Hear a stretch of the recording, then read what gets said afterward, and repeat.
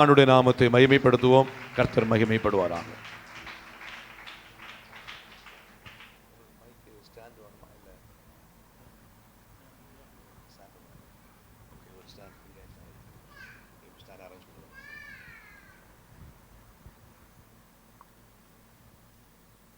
அல்லேலூயா, அல்லேலூயா.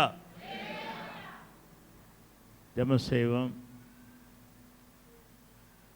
எங்கள் நடுவில் பிரசன்னராக இருக்கும் எங்கள் ஆண்டவரே, நாங்கள் உமக்கு நன்றி செலுத்துகிறோம்.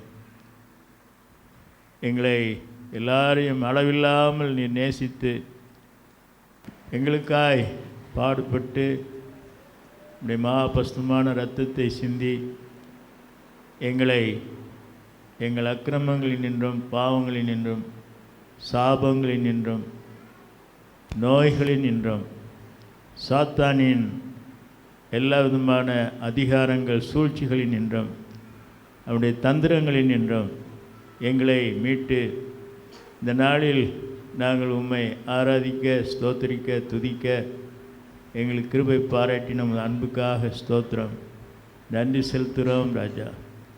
எங்கள் அக்கிரமங்களை எல்லாம் மன்னித்து எங்கள் நோய்களை எல்லாம் குணமாக்கி எங்கள் பிராணனை அழிவுக்கு விலைக்கு மீட்டு கிருபையினாலும் இரக்கங்களாலும் முடிசூட்டி நன்மையினால் எங்கள் வாயை திருப்தியாக்கி கழுகுக்கு சமானமாக எங்கள் வயதை திரும்ப வாழவது போல் மாற்றுகிற தேவனே, எங்கள் தகப்பனே, நன்றி நன்றி நன்றி செலுத்துகிறோம், நன்றி செலுத்துகிறோம் ராஜா. நாங்கள் உம்மை ஸ்தோத்திரிக்கிறோம் ராஜா, உம்மை உயர்த்துகிறோம் ராஜா. நீ பெருக வேண்டும் ஆண்டவரே, நாங்கள் சிறுக வேண்டும் ஆண்டவரே. இந்த நாளிலே உலகமெங்கும் ஆண்டவரே உம்முடைய பாடுகள், உம்முடைய சிலுவை, உம்முடைய சிலுவையின் மகிமை, இவைகளை குறித்து உலகமெங்கும் தியானிக்கும் இந்த வாரத்திலே ஆண்டவரே, எங்களுக்கும் அந்த ஒரு பங்கை நீர் கொடுத்ததற்காக நன்றி செலுத்துகிறோம். உங்களுக்கு ஸ்தோத்திரம் ஆண்டவரே. உலகில் எத்தனையோ பேருக்கு கிடைக்காத மகா பெரிய சிலாக்கியத்தை எங்களுக்கு தந்திருக்கிறேன். கோடா கோடி நன்றி, நன்றி ராஜா. நான் நன்றி செலுத்துகிறேன் ஆண்டவரே, நாங்கள் உங்களுக்கு நன்றி செலுத்துகிறோம் ஆண்டவரே. இன்றைக்கு உலகத்தின் சூழ்நிலைகளை பார்க்கும்போது எவ்வளவு பேர் யுத்தத்திலும் ஆண்டவரே மரணங்களிலும் வியாகுலங்களிலும் இடிபாடுகளிலும் பூமி அதிர்ச்சிகளில் கட்டடங்கள் இடிந்து மடிந்து இடிபாடுகளிலே சிக்கி மழையினால் வெள்ளத்தினால் மழை சரிவினால் புதைக்கப்பட்டு கொள்ளை நோயினால் ஆண்டவரே அவதிப்பட்டு எத்தனையோ விதமான சூழ்நிலைகளிலே இந்த உலகம் தத்தளித்து கொண்டிருக்கும்போது எங்களுக்கு விதமான ஒரு கிருபை தந்திரே, எனக்கு தந்திரே. கொடா கொடி நன்றி, நன்றி நன்றி. உள்ளத்தின் ஆழத்திலிருந்து நன்றி ராஜ். உங்கள் மகிமை செலுத்துகிறோம். நீர் வாழ்க, உம்மை உயர்த்துகிறோம். நீர் மகிமைப்படுவீராக. தேவர் என்னை மறைத்து நீ வெளிப்படுகிறார். சிலுவையோர் புனித சின்னம், சிலுவையோர் புனித சின்னம், ஜகத்தே ரட்சகர் இயேசு மரித்துயிர்த்தெழுந்த சிலுவையோர் புனித சின்னம், கல்வாரியில் உழைத்து தகனம் வரை இழைத்து எல்லா தீக்கும் திளைத்து இகபரத்தை இணைத்து கல்வாரியில் உழைத்து தகனம் வரை இழைத்து எல்லா தீக்கும் திளைத்து இகபரத்தை இணைத்து இல்லாரை செல்வராக்கும், பொல்லோரை நல்லோராக்கும். இல்லாரை செல்வராக்கும், பொல்லோரை நல்லோராக்கும். நல்லாயன் இயேசு சுவாமி தோளில் சுமந்து சென்ற சிலுவையோ புனித சின்னம். ஜகத்தே ரட்சகன் இயேசு மரித்துயிர்த்தெழுந்த சிலுவையோர் புனித சின்னம். யூத கிடரலான இயேசுநாதர் சிலுவை இக பெரும் ஞானியர்க்கு பைத்தியமாம் சிலுவை. யூத கிடரலான இயேசுநாதர் சிலுவை இக பெரும் ஞானியர்க்கு பைத்தியமாம் சிலுவை. அன்ப கடைக்கலமும் தேவபலனும் சிலுவை. அன்ப கடைக்கலமும் தேவபலனும் சிலுவை. தம்மை உணர்ந்தவதம் தனி பெருமை சிலுவை. சிலுவையோர் புனித சின்னம். ஜகத்தே ரட்சகன் இயேசு மரித்துயிர்த்தெழுந்த சிலுவையோர் புனித சின்னம். அலகை சிரமுடைக்க அகந்தை நினைவழிக்க பல மைல்கள் அகற்ற பாவக்கடலை கடக்க. அலகை சிரமுடைக்க அகந்தை நினைவழிக்க பல மைல்கள் அகற்ற பாவக்கடலை கடக்க.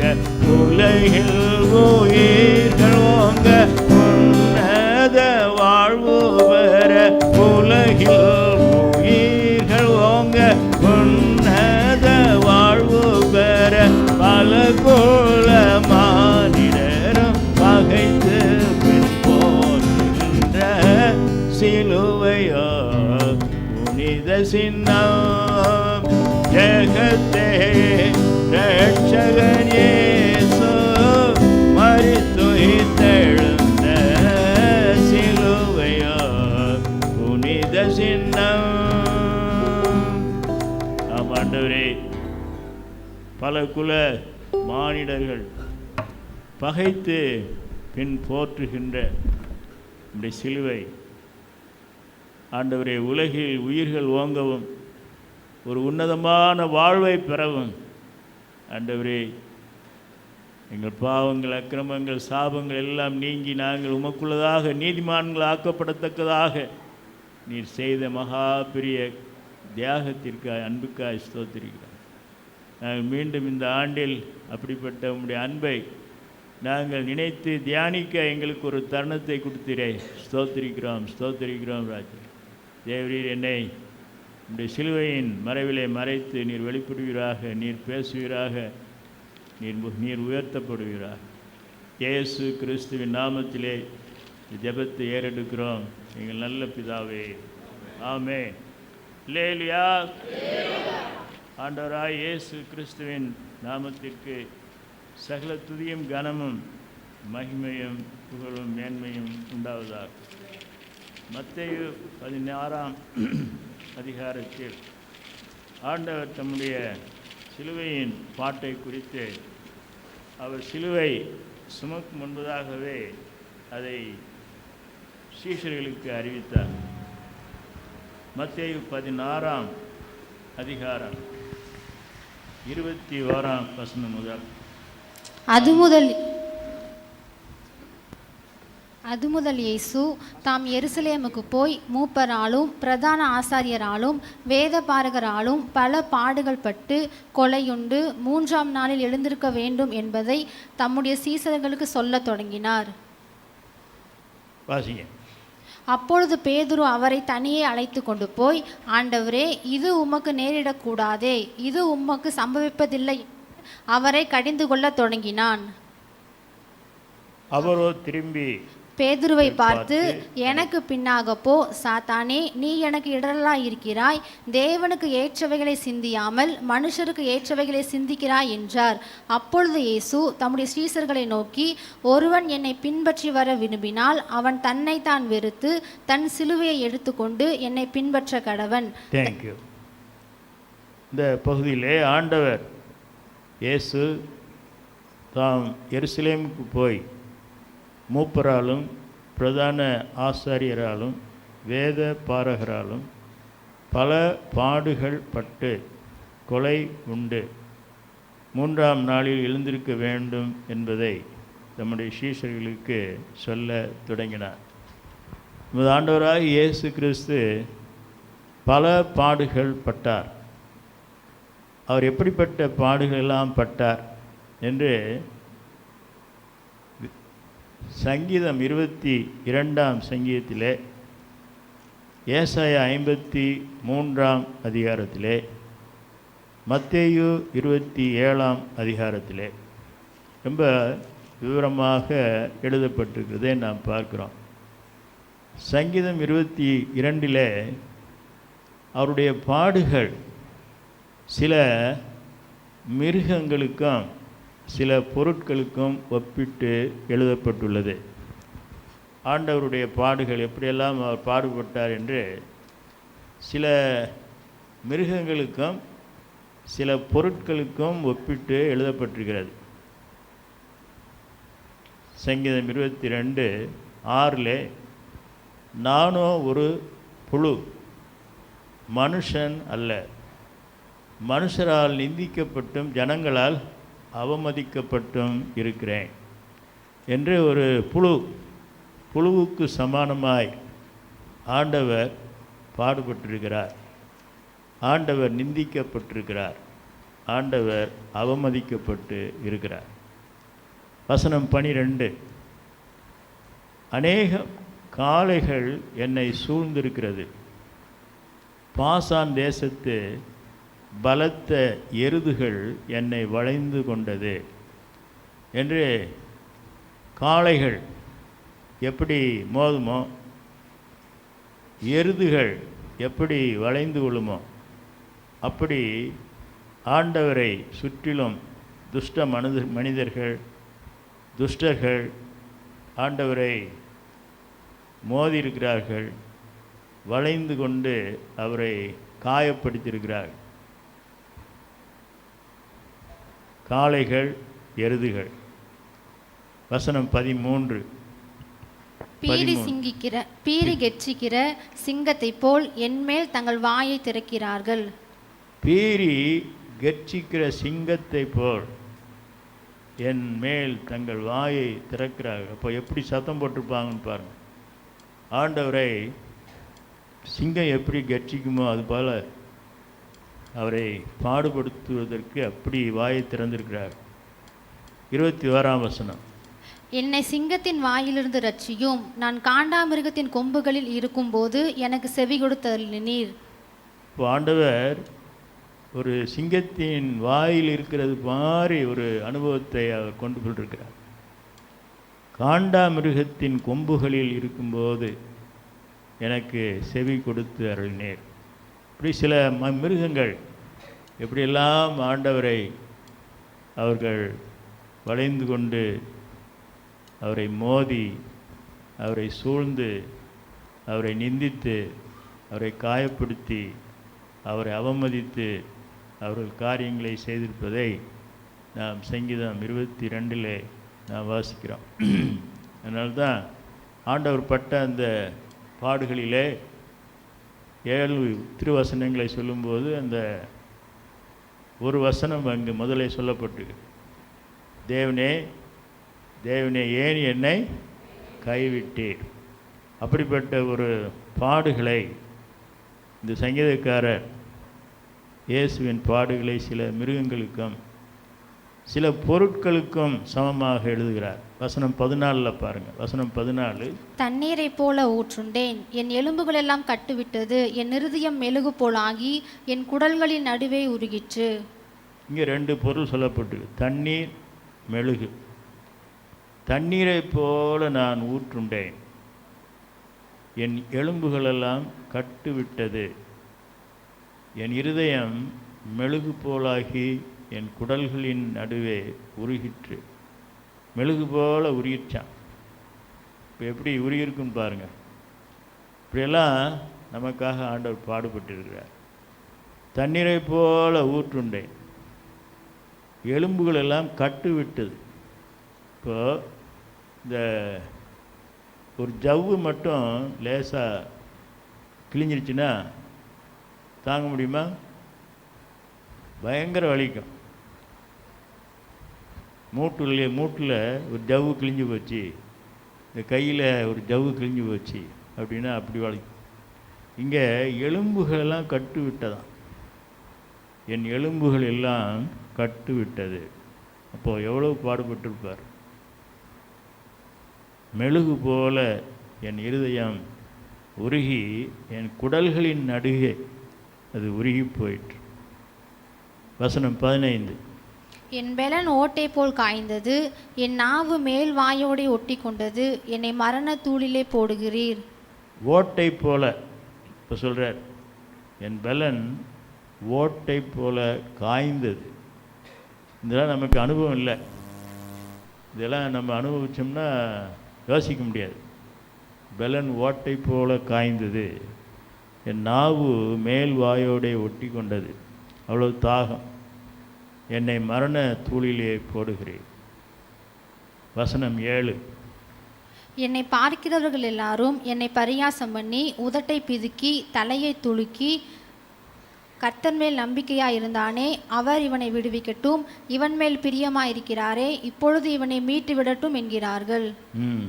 இப்படியெல்லாம் ஆண்டவர் பாடுபட்டிருக்கிறார். அவருடைய உதடு, அவருடைய நாவு, அவருடைய தலை, அவருடைய எலும்பு, அவருடைய இருதயம், அவருடைய குடல்கள், எல்லா பகுதியும் பாதிக்கப்பட்டு, நிந்திக்கப்பட்டு, அவமதிக்கப்பட்டு இருந்ததை நான் வாசிக்கிறோம். கைகள், கால்கள். வசனம் பாருங்க 16. நாய்கள் என்னை சூழ்ந்திருக்கிறது, பொல்லாதவர்களின் கூட்டம் என்னை வளைந்து கொண்டது, என் கைகளையும் என் கால்களையும் உருவ குத்தினார்கள். என் எலும்புகளை எல்லாம் நான் எண்ணலாம், அவர்கள் என்னை நோக்கி பார்த்து கொண்டிருக்கிறார்கள். இங்கே நாய்கள் சுற்றி கொண்டது அப்படின்றார். பொல்லாதவர்களின் கூட்டம் என்னை வளைந்து கொண்டது, என் கைகளையும் என் கால்களையும் உருவ குத்தினார்கள். கைகள் கால்களில் ஆணி கடாவ, கடுமுள் மூடி பின்னி தலையில் சூட, கைகள் கால்களில் ஆணி கடாவ, கடுமுள் மூடி பின்னி தலையில் சூட, 4 காயங்கள் போதாதென்று,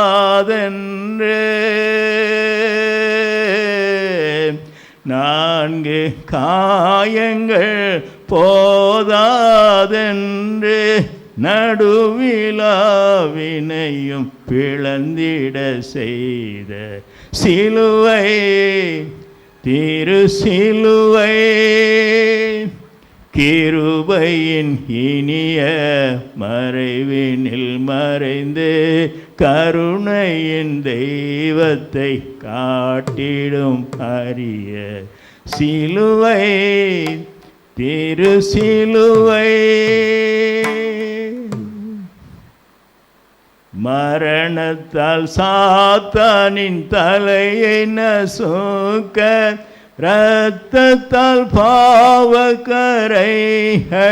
போக்க, மரணத்தால் சாத்தானின் தலையை நசுக்க, இரத்தத்தால் பாவக்கரைகளை போக்க உந்தன் வியாதியின் வேதனை ஒழிய உந்தன் வியாதியின் வேதனை ஒழிய சாபத்தினின்று நீ விடுதலை அடைய சாபத்தினின்று நீ விடுதலை அடைய சிலுவை திரு சிலுவை சிலுவை திரு சிலுவை கிருபையின் இனிய மறைவினில் மறைந்து கருணையின் தெய்வத்தை காட்டிடும் அறிய சிலுவை திரு சிலுவை. அல்லேலூயா. இன்னொரு வேத பகுதி ஏசாயா 53ஆம் அதிகாரத்தில் ஆண்டவர் பட்ட 36க்கு மேலான பாடுகளை குறித்து அங்கு நாம் வாசிக்கிறோம். ஏசாயா 53ஆம் அதிகாரத்தில் ஆண்டவர் பட்ட பாடுகள் முழு அதிகாரமும் அங்கு 53ஆம் அதிகாரத்தில் எழுதப்பட்டிருக்கிறது. நீங்கள் வாசித்தபடி பார்த்தீங்கன்னா அவர் எப்படியெல்லாம் பாடுபட்டார் என்று. அவருக்கு அழகில்லை, சௌந்தரியம் இல்லை, அவரை பார்க்கும்போது நாம் அவரை விரும்பத்தக்க ரூபம் அவருக்கு இல்லை. அவர் அசட்டை பண்ணப்பட்டிருந்தார், மனுஷரால் புறக்கணிக்கப்பட்டவராக இருந்தார், துக்கம் நிறைந்தவராக இருந்தார், பாடு அனுபவித்தும் இருந்தார். அவரை விட்டு நம்முடைய முகங்களை மறைத்து கொண்டோம். அவர் அசட்டை பண்ணப்பட்டிருந்தார், அவரை எண்ணாமல் போனோம். நம்முடைய பாடுகளை ஏற்றுக்கொண்டார், நம்முடைய துக்கங்களை சுமந்தார்.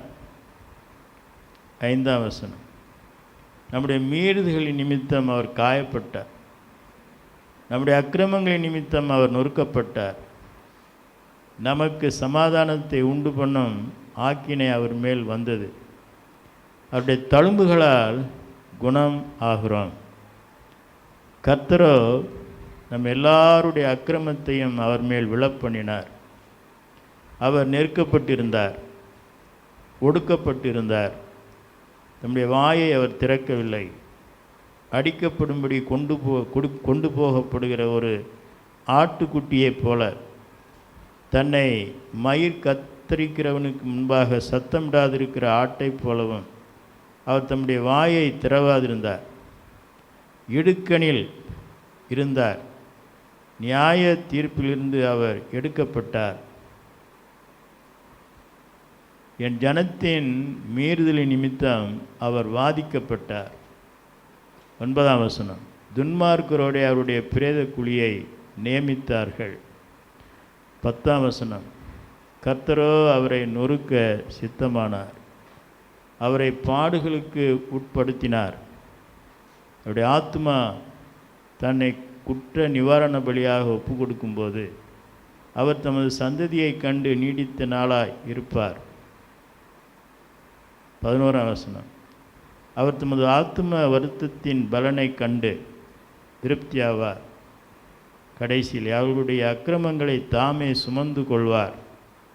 12, அவர் தம்முடைய ஆத்மாவை மரணத்தில் ஊற்றி அக்கிரமக்காரரில் ஒருவராக எண்ணப்பட்டு அநேகருடைய பாவத்தை தாமே சுமந்து அக்கிரமக்காரருக்காக வேண்டிக் கொண்டது நிமித்தம் அநேகரை அவருக்கு பங்காக கொடுப்பேன், பலவான்களை அவர் தமக்கு கொள்ளையாக பங்கிட்டு கொள்வார்.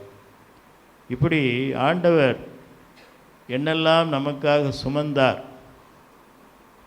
4ஆம் வசனத்தில் பாருங்கள், மெய்யாகவே அவர் நம்முடைய பாடுகளை ஏற்றுக்கொண்டு நம்முடைய துக்கங்களை சுமந்தார், நம்முடைய துக்கங்களை சுமந்தார். 11ஆம் வசனத்தில் கடைசியிலே அவருடைய அக்கிரமங்களை தாமே சுமந்து கொள்வார். 12 மத்திப்பாவத்திலே அநேகருடைய பாவத்தை சுமந்தார். இல்லையா? எதெல்லாம் சுமந்தார்? பாடுகளை சுமந்தார், துக்கங்களை சுமந்தார், அக்கிரமங்களை சுமந்தார், பாவத்தை சுமந்தார். இப்படி சுமை தாங்கியாக இயேசு. ஒரு அம்மா இப்படி ஒரு பாட்டு பாடிக்காங்க. சுமை தாங்கியேசு சுமக்கின்ற போது சுமைகளை நீ ஏன் சுமந்திட வேண்டும். சுமை தாங்கியேசு சுமக்கின்ற போது சுமைகளை நீ ஏன் சுமந்திட வேண்டும். இமை மூடாதுன்னை காக்கின்ற தேவன் இருக்கையிலே நீ கலங்க வேண்டும். இமை மூடாதுன்னை காக்கின்ற தேவன் இருக்கையிலே நீ கலங்க வேண்டும். வருந்தி பாரம் சுமக்கும் நீயும் அவரிடம் வந்திடு. திருந்தி நீயும் இயேசுவிடம் உன்னை தந்திடு. ஓஹோ, வருந்தி பாரம் சுமக்கும் நீயும் அவரிடம் வந்திடு. திருந்தி நீயும் இயேசுவிடம் உன்னை தந்திடு. சுமை தாங்கி இயேசு சுமக்கின்ற போது சுமைகளை நீயே சுமந்திட வேண்டும்.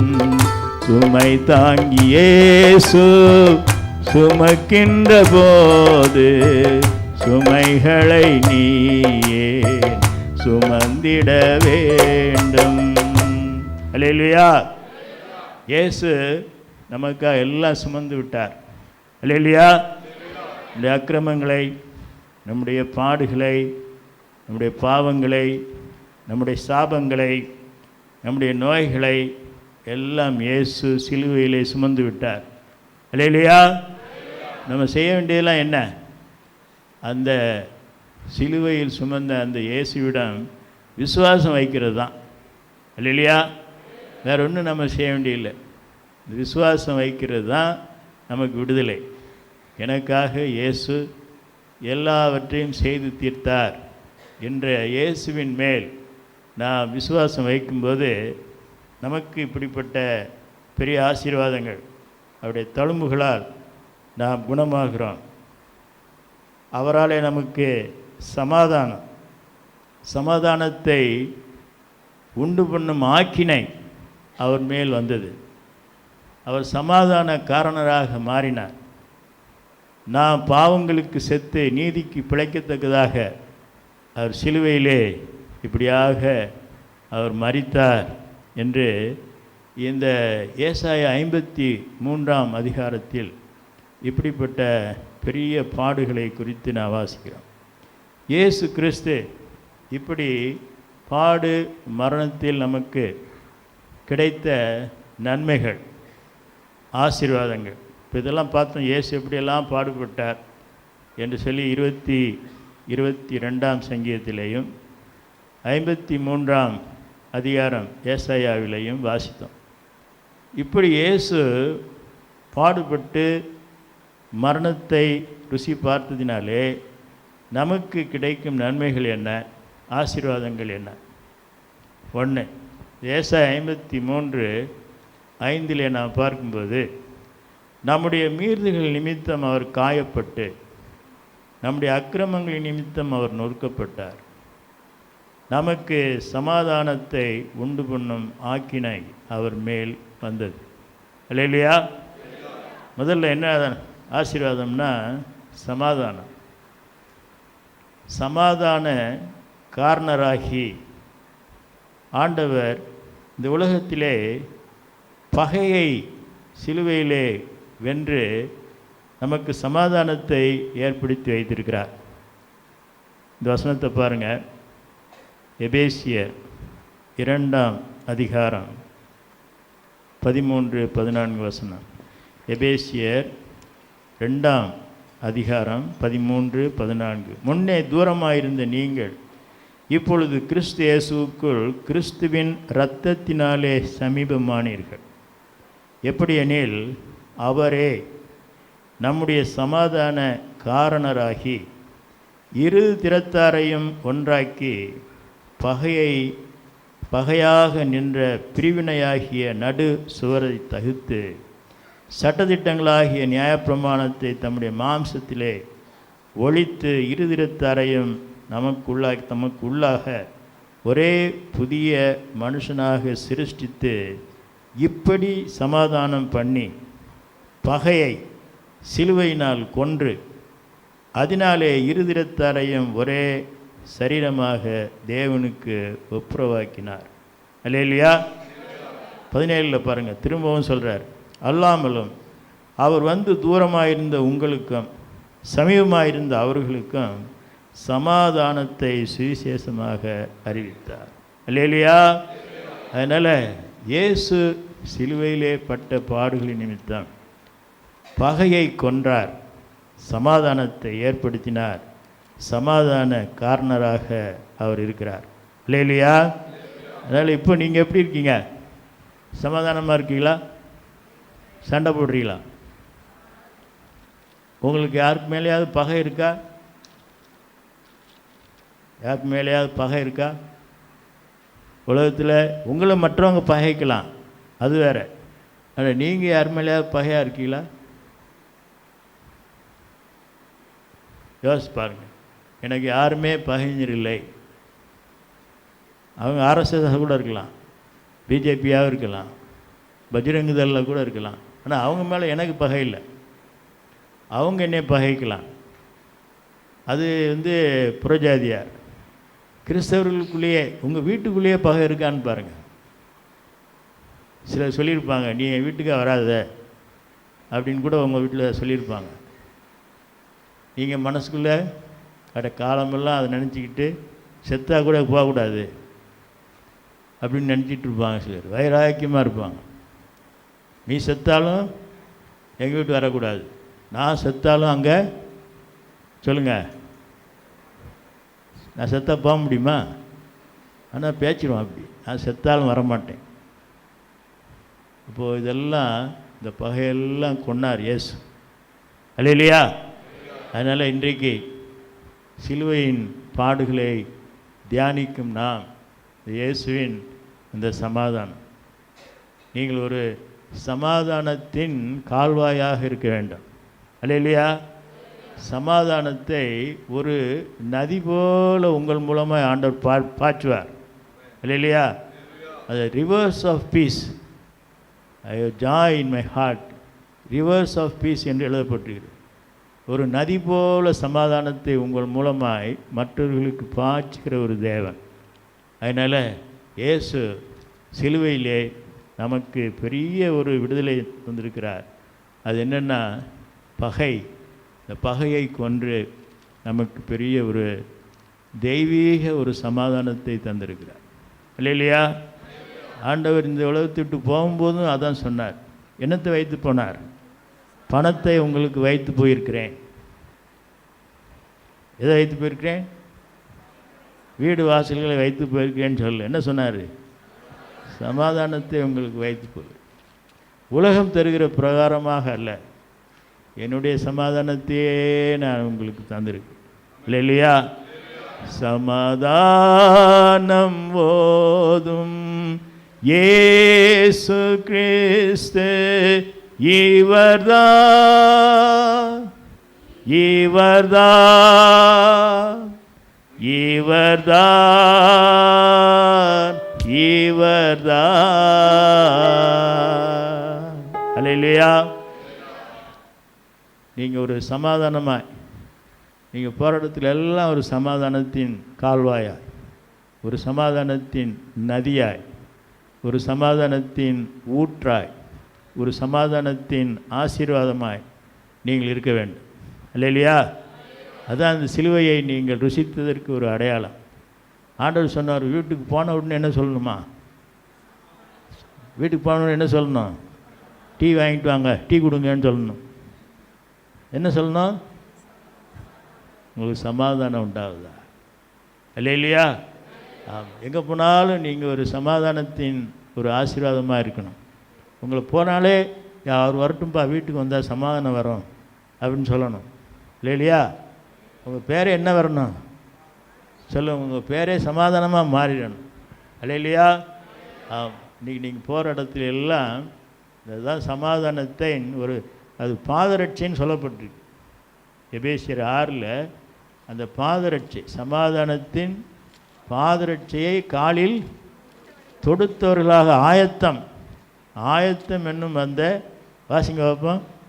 சமாதானத்தின் சுவிசேஷத்திற்குரிய ஆயத்தம் என்னும் பாதரட்சையை கால்களிலே தொடுத்தவர்களாயும். போதும். பாதரட்சையை போட்டுக்கணும். என்ன பாதரட்சை? சமாதானம். வீட்டுக்கு பாதரட்சையை போட்டுட்டு ஒரு வீட்டுக்கு போகிறீங்க, பாதரட்சையை போட்டுட்டு ஒரு இடத்துக்கு போகிறீங்க. எப்படி போகிறீங்க? ஒரு சமாதானத்தின் கால்வாயாய், ஒரு சமாதானத்தின் பாத்திரமாய் நீங்கள் போகிறீர்கள். இல்லையா? அதுதான் முதலாவது ஆசீர்வாதம். அப்புறம் பாருங்கள், ஆண்டவர் அவருடைய சிலுவையினாலே நமக்கு கிடைத்த அந்த ஆசீர்வாதம் 5ஆம் வசனத்தில் பின்பாகம், அவர் மேல் வந்தது அவருடைய தழும்புகளால் குணம் ஆகிறோம். அல்லேலூயா. அவருடைய தழும்புகளால் நாம் குணமாகிறோம்.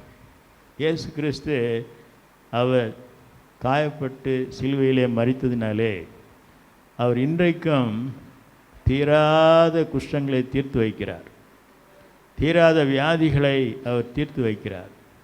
செவிடர்களை, குருடர்களை, முடவர்களை இன்றைக்கும் அவர் எழுந்திருக்க பண்ணுகிறார், நடக்க பண்ணுகிறார், பார்க்க பண்ணுகிறார். அவருடைய தழும்புகளால் நாம் குணம் ஆகிறோம். இல்லையா? விசுவாசிக்கணும். சிலுவையில் அதான் இந்த காலத்தில் பாடினாங்கள்ல, மரணத்தால் சாத்தானின் தலையை நசுக்க, இரத்தத்தால் பாவக்கரைகளை போக்க, மரணத்தால் சாத்தானின் தலையை நசுக்க, இரத்தத்தால் பாவக்கரைகளை போக்க, உந்தன் வியாதியின் வேதனை ஒழிய. எந்த வியாதின்னு சொல்லுங்க. எந்த வியாதியின் வேதனை பாடுமா? எந்த வியாதியின் வேதனை ஒழிய, சாபத்தினின்று நான் விடுதலை அடைய, சிலுவை திரு சிலுவை கிருபையின் இனிய மறைவினில் மறைந்து கருணையின் தெய்வத்தை காட்டிடும் அரிய சிலுவை திரு சிலுவை. அல்லேலூயா. ஆண்டவர் இன்றைக்கும் இப்படி அநேக அற்புதங்கள், அடையாளங்கள் செய்கிறார், குணமாக்குகிறார்.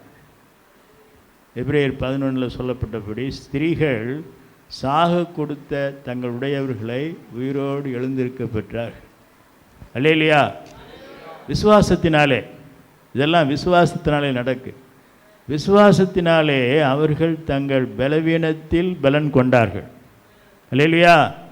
விசுவாசத்தினாலே இயேசுவின் மேல், அந்த சிலுவையின் மேல், அவர் இரத்தத்தின் மேல், அவர் பட்ட பாடுகளின் மேல் விசுவாசம் வைப்பதினாலே பிணிகள் நீங்குகின்றன, குணமாகிறோம்.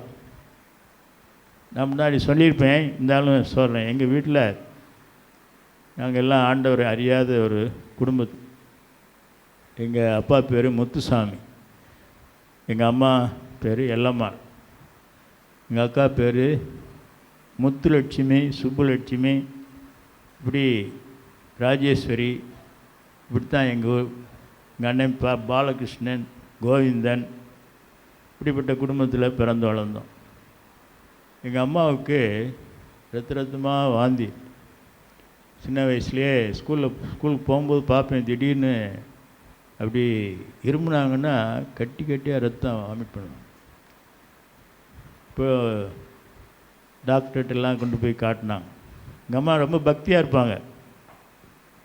ராத்திரியெல்லாம் கண் விழித்து ஸ்திரீகளை வீட்டுக்கு கூட்டு வந்து, இந்து ஸ்திரீகளை கூட்டு வந்து ரொம்ப ராத்திரியெல்லாம் பஜனை பாடி பக்தியாக இருப்பாங்க. ஆனால் இந்த வியாதி நீங்களை டாக்டர் சொல்லிட்டாங்க, இந்த அம்மாவுக்கு நுரையீரலில் ஒரு ஓட்டை இருக்குது, இது நாங்கள் ஒன்றும் செய்ய முடியாது, 6 மாதம்தான் உயிரோடு இருப்பாங்கன்னாங்க. இப்போ எங்கள் அம்மாட்ட ஆண்டவரை பற்றி சொல்லி, ஆண்டவர் ஏற்றுக்கொள்ளுங்கம்மா, இந்த உலகம் என்ன இருந்தாலும் ஒரு நாளைக்கு நம்ம எல்லோரும் கடந்து செல்ல வேண்டியவர்கள். ஆண்டவர் சித்தமான சுகமாக்குவார். அவர் சுகமாக்காவிட்டாலும் நம்ம எல்லாம் ஒரு நாளைக்கு பரலோக ராஜ்யத்துக்கு போவோம். இது யாருக்கு நிரந்தரம் சொல்லுங்கள்? நிரந்தரமாக இருக்கா யாருக்கும்? யாரும் இல்லை. லாசருவே உயிரோடு எழுப்பினார் ஆண்டவர். இருக்காரா? லாசர் இருக்காரா? இல்லை ஆமான்றீங்க. எங்கே இருக்கார்? பரலோகத்தில் தான் இருக்கார். அதனால் இந்த உலகத்தில் நம்ம எவ்வளோ தான் சுகம் பெற்று வாழ்ந்தாலும் சரி, ஒரு நாளைக்கு எங்கே போகணும்? போய் ஆகணும். அதனால் ஆண்டவர் சுகப்படுத்தலாம், சுகப்படுத்தாமல் இருக்கலாம், ஆனால் நமக்கு பரலோக ராஜ்யம் நிச்சயம். இப்போ எங்கள் அம்மா காலையில் எழும்பி எல்லா சாமியும் விட்டுட்டு காலையில் எழும்பி ஜெபம் பண்ணிக்கிட்டே இருப்பாங்க. ஸ்தோத்திரம் ஸ்தோத்திரம். ரொம்ப ஜெபம் பண்ணலாம் தெரியாது, ஸ்தோத்திரம் தான், ஸ்தோத்திரம் பண்ணிக்கிட்டே இருப்போம். டாக்டர் எவ்வளோ நாள் சொன்னார்? 6 மாதம் சொன்னாங்க. இயேசு கிறிஸ்து 25 வருஷம் கூட்டி கொடுத்தார் இல்லையா? சிலுவையினால் நமக்கு கிடைக்கிற பெரிய ஆசீர்வாதம். குணமாகிறோம். இன்றைக்கும் ஆண்டவர் அதை செய்கிறார். நம்ம விசுவாசிக்கணும். விசுவாசத்தினாலே அவர்கள் தங்கள் பலவீனத்தில் பலன் கொண்டார் இல்லையா? அதனால் விசுவாசத்தினால நம்ம என்ன செய்யணும்? சங்கீதக்காரர் சொல்கிறாரு, அவர் நடக்க முடியாமல் இருந்தாராம். அவர் சொல்கிறாரு, விசுவாசத்தினாலே நான் ஆண்டுடைய கர்த்தருடைய நாமத்தை முன்னிட்டு நடப்பேன் இல்லையா? ஆமாம், ஒன்றொன்றையும் அவருடைய நாமத்தை முன்னிட்டு நம்ம போய்கிட்டே இருக்கணும், செய்யணும். விசுவாசத்தினாலே குணமாகிறோம் இல்லையா? 2 கொரிந்தியர் 5:21 இயேசு கிறிஸ்துவனுடைய சிலுவையினாலே நமக்கு கிடைக்கிற ஒரு பெரிய ஆசீர்வாதம் தெரியுமா? நாம் அவருக்குள் தேவனுடைய நீதியாகும்படிக்கு, நாம் அவருக்குள் தேவனுடைய நீதி ஆகும்படிக்கு பாவம் அறியாத அவரை நமக்காக பாவமாக்கினார். பார்த்தீங்களா? பாவம் அறியாத அவரை, அவர் எப்படி பாவம் இல்லாமல் இருந்தார்னு ஆண்டவர் சுத்தமான சாயங்காலம் பார்ப்போம். பாவம் அறியாத அவரை நமக்காக சிலுவையிலே பாவம் ஆக்கினார். அவர் பாவியாக ஆக்கல, பாவமாக்கினார். உலகத்தின் பாவத்தை எல்லாம் சுமந்து தீர்க்கிற ஒரு தேவாட்டுக்குட்டியாய் அவருக்குள் நாம் நீதிமான்களாகிறோம். அல்லேலூயா. நீதிமான் ஆனேனையா, உம்மாலே நான் நீதிமான் ஆனேனையா, உம்மாலே நான் நீதிமான் ஆனேனையா. நீதிமான் ஆனேன் அவருக்குள். என்ன அருமையானது ஆசீர்வாதம் பாருங்க. அதாவது எப்படி நீதிமான்னா, ஒரு கோர்ட்டில் ஜட்ஜி சொல்கிறான், ஒரு குற்றவாளி, இந்த குற்றவாளியை நீ குற்றம் அற்றவன் என்று, ஒரு நிரபராதி என்று குற்றம் உள்ளவனை குற்றமற்றவனாக ஒரு நீதிமானாக ஆக்கி வெளியே கொண்டு போகப்படுகிற ஒரு காட்சியாம் இல்லையா? டிக்ளேர்ட் ரைச்சியஸ் ஆங்கிலத்தில் சொல்லுவாங்க. we are not made righteous but we are declared righteous. அப்படின்னா நம்ம நீதிமான்களாக அப்படியே சரீரத்தை மாற்றிடல, ஆனால் ஆண்டவருக்குள்ளே நம்மை நீதிமான்கள் என்று பிதா அவர் சாட்சி கொடுக்குறார். அல்லேலூயா. அதனால் நம்ம கிறிஸ்துக்குள் நாம் நீதிமான்கள். பிதா நம்மை பார்க்கும்போது யார் மூலமாக பார்க்குறாரு சொல்லுங்கள்? கிறிஸ்து மூலமாய் பார்க்கிறார். கிறிஸ்து மூலமாய் நம்மை பிதா பார்க்கும்போது அந்த கிறிஸ்துவின் ரத்தம் அங்கே பேசுது. என்னுடைய மகன், என்னுடைய மகள் நீதிமான், நீதிமான் என்று சொல்லி கிறிஸ்துவின் ரத்தம், அதான் கிறிஸ்துக்குள்ளதாக நாம் நீதிமான்களாக இருக்கிறோம். இல்லையா? ஆமாம். நம்முடைய முன்னாடி நாம் பாவத்தை செய்யத்தக்கதாக இந்த சரீரத்தின் அவயவங்களை நம்ம இஷ்டத்துக்கு ஒப்பு கொடுத்துட்டோம். இப்போ நீதியின் அவயவங்களாக நம்ம ஒப்பு கொடுக்கணும். ரோமரில் பாருங்கள்,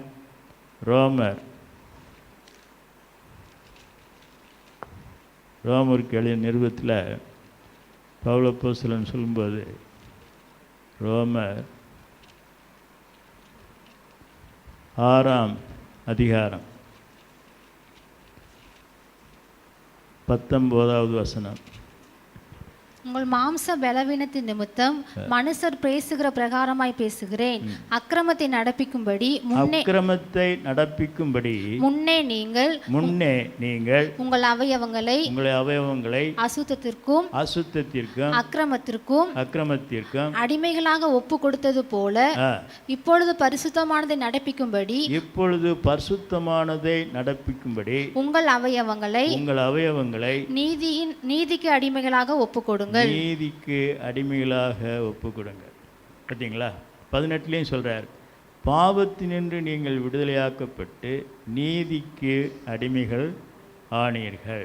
அப்போது முன்னாடி நம்ம இஷ்டத்துக்கு நம்ம பாவம் செய்கிறதுக்கு, அசுத்தத்திற்கு, இதுக்கெல்லாம் நம்ம இந்த விரல்களை, இந்த கைகளை, இந்த அவயவங்களை நம்ம இஷ்டத்துக்கு செய்துக்கிட்டு இருந்தோம். இப்போ அப்படி இல்லை.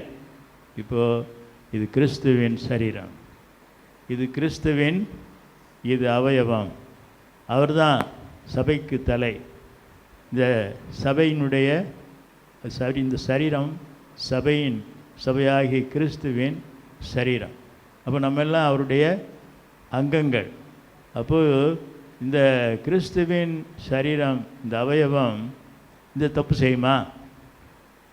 இந்த கை, இப்போ நம்மெல்லாம் கிறிஸ்துவின் சரீரம்னா இந்த கை யாருது சொல்லுங்க? கிறிஸ்துவின் பெஞ்சாதி அடிக்குமா? கிறிஸ்துவின் சரீரம் பெஞ்சாதி அடிக்குமா? சொல்லுங்க. லஞ்சம் வாங்குமா? தப்பாக கணக்கு எழுதுமா? அதுதான் முன்னே அது செஞ்சுட்டு முன்னே இஷ்டப்படி செய்தோம். இப்போ இது யார் சரீரம்? கிறிஸ்துவின் கிறிஸ்துவின் அவயவம். சொல்கிறாரு, நீதிக்கு அடிமைகளாக ஒப்பு கொடுங்க.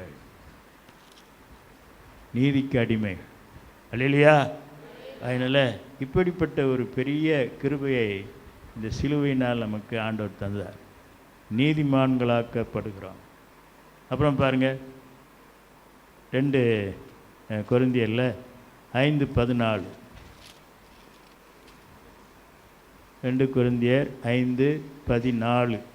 கிறிஸ்துவினுடைய அன்பு எங்களை நெருக்கி ஏவுகிறது. ஏனென்றால் எல்லாருக்காகவும் ஒருவரே மரித்திருக்க எல்லாரும் மரித்தார்கள் என்றும் பிழைத்திருக்கிறவர்கள் இனி தங்களுக்கென்று பிழைத்திராமல் தங்களுக்காக மரித்து எழுந்தவருக்கென்று பிழைத்திருக்கும்படி அவர் எல்லாருக்காகவும் மரித்தார் என்று நிதானிக்கிறோம்.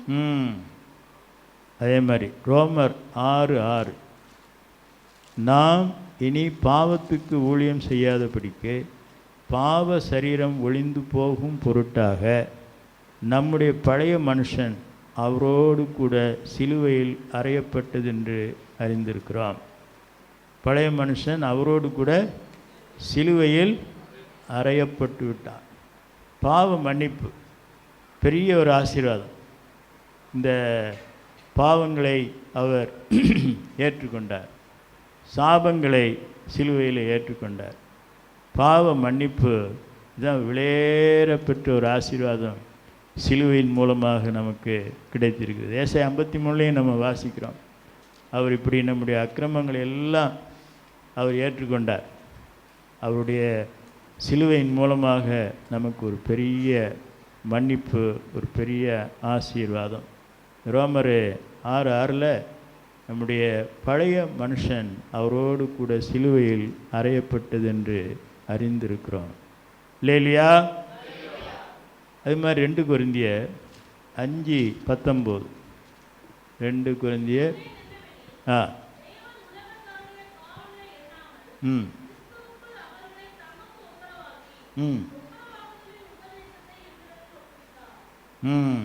ஒப்புரவாக்குதலின் உபதேசத்தை நமக்கு ஒப்புவித்தார்.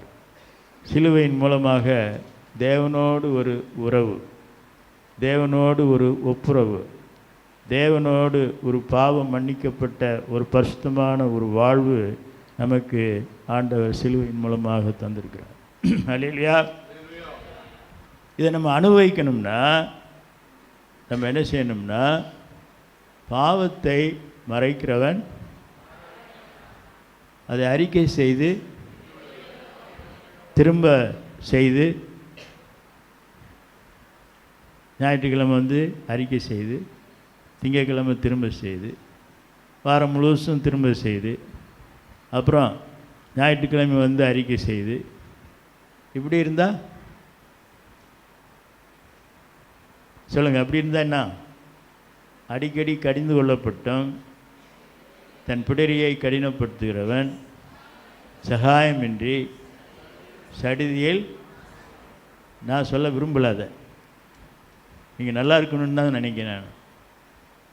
அப்போ என்ன செய்யணும்? பாவத்தை அறிக்கை செய்து விட்டுறணும். ஒவ்வொரு வருஷமும் இப்படி சிலுவை தியானத்தில் அறிக்கை செய்துட்டு திரும்ப செய்துட்டு போகிறதுக்கு இல்லை. ஒவ்வொரு வருஷமும் அப்படி செய்யக்கூடாது. ஒவ்வொரு வருஷமும் அறிக்கை செய்தாச்சா, இந்த வருஷத்தோட பாவமெல்லாம் மூழ்கி போச்சுப்பா, அல்லேலூயா, என் பாவமெல்லாம் கழுவிட்டார், நான் அறிக்கை செய்து விட்டு விட்டேன், அல்லேலூயா.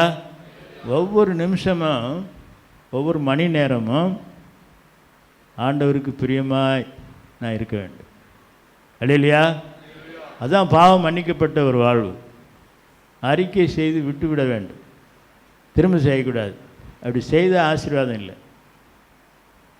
நீங்கள் பாவத்தை அடக்கி வச்சா 5 சாபம், பாவத்தை அறிக்கை செய்து விட்டுவிட்டால் 10 ஆசீர்வாதம். முன்னாடி சொல்லியிருக்கேன், யாராவது சொல்ல முடியுமா? எந்த சங்கீதம்னா சொல்லுங்க பார்ப்போம். எந்த சங்கீதம் மட்டும் சொல்லிடுங்க, நான் உங்களுக்கு ஒரு 1000 ரூபா பரிசு தான்.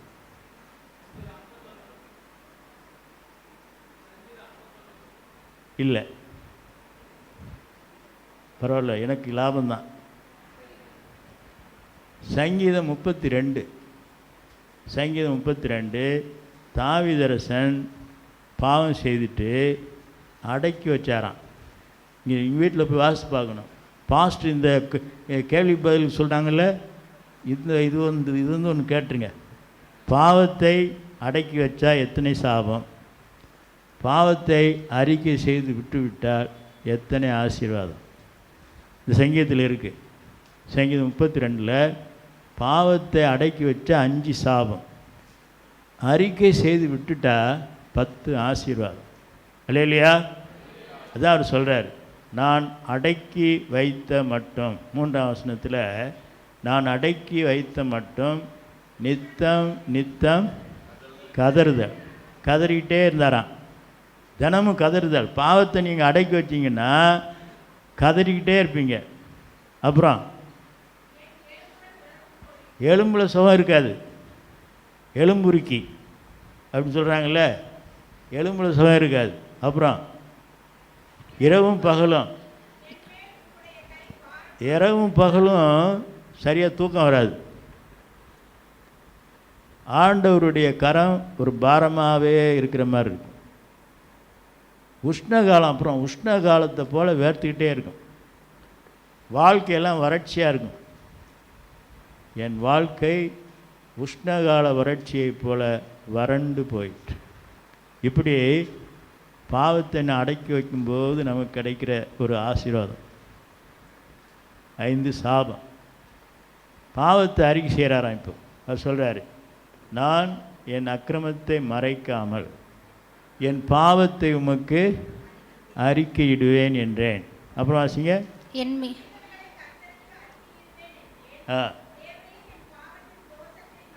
இதில் இப்போ 10 ஆசீர்வாதம் இருக்குது.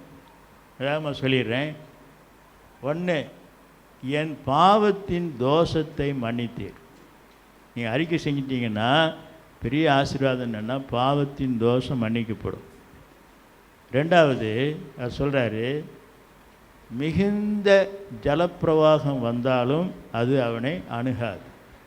அவர் சொல்கிறார், இதற்காக பக்தியுள்ளவன் எவனும் சகாயம் கிடைக்கும் காலத்தில் உம்மை நோக்கி விண்ணப்பம் செய்வான், அப்பொழுது மிகுந்த ஜலப்பிரவாகம் வந்தாலும் அது அவனை அணுகாது. 2வது ஆசீர்வாதம். 3வது, தேவரீர் நீர் என் மறைவிடமாக இருக்கிறீர். அவரே நமக்கு மறைவிடமாக இருப்பார். நீங்கள் வாசித்து பாருங்கள். இதை மட்டும் நீங்கள் அனுபவிச்சிங்கன்னா போதும், வாழ்க்கையில் எந்த ஒரு பயம் கிடையாது.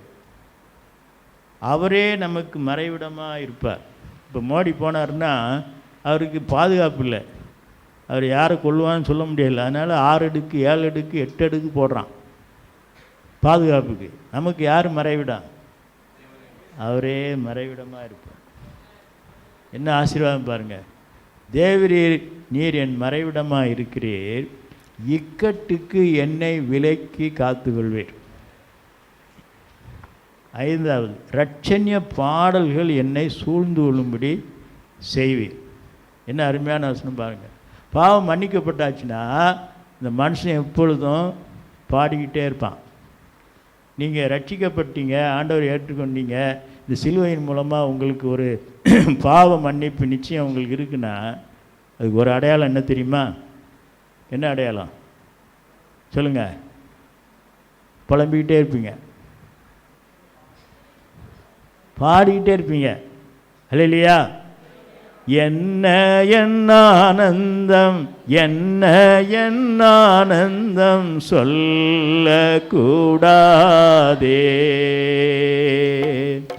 என்ன என் ஆனந்தம், என்ன என் ஆனந்தம் சொல்லக்கூடாதே.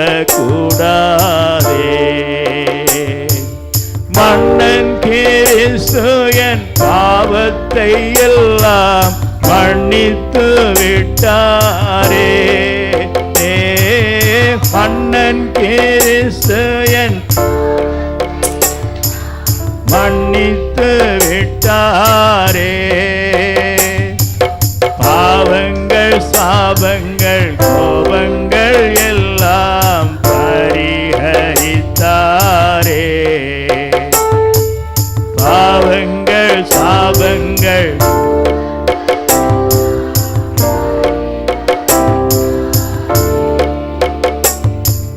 தேவாதி தேவன் என் உள்ளத்தில் வந்து தங்கியே விட்டாரே.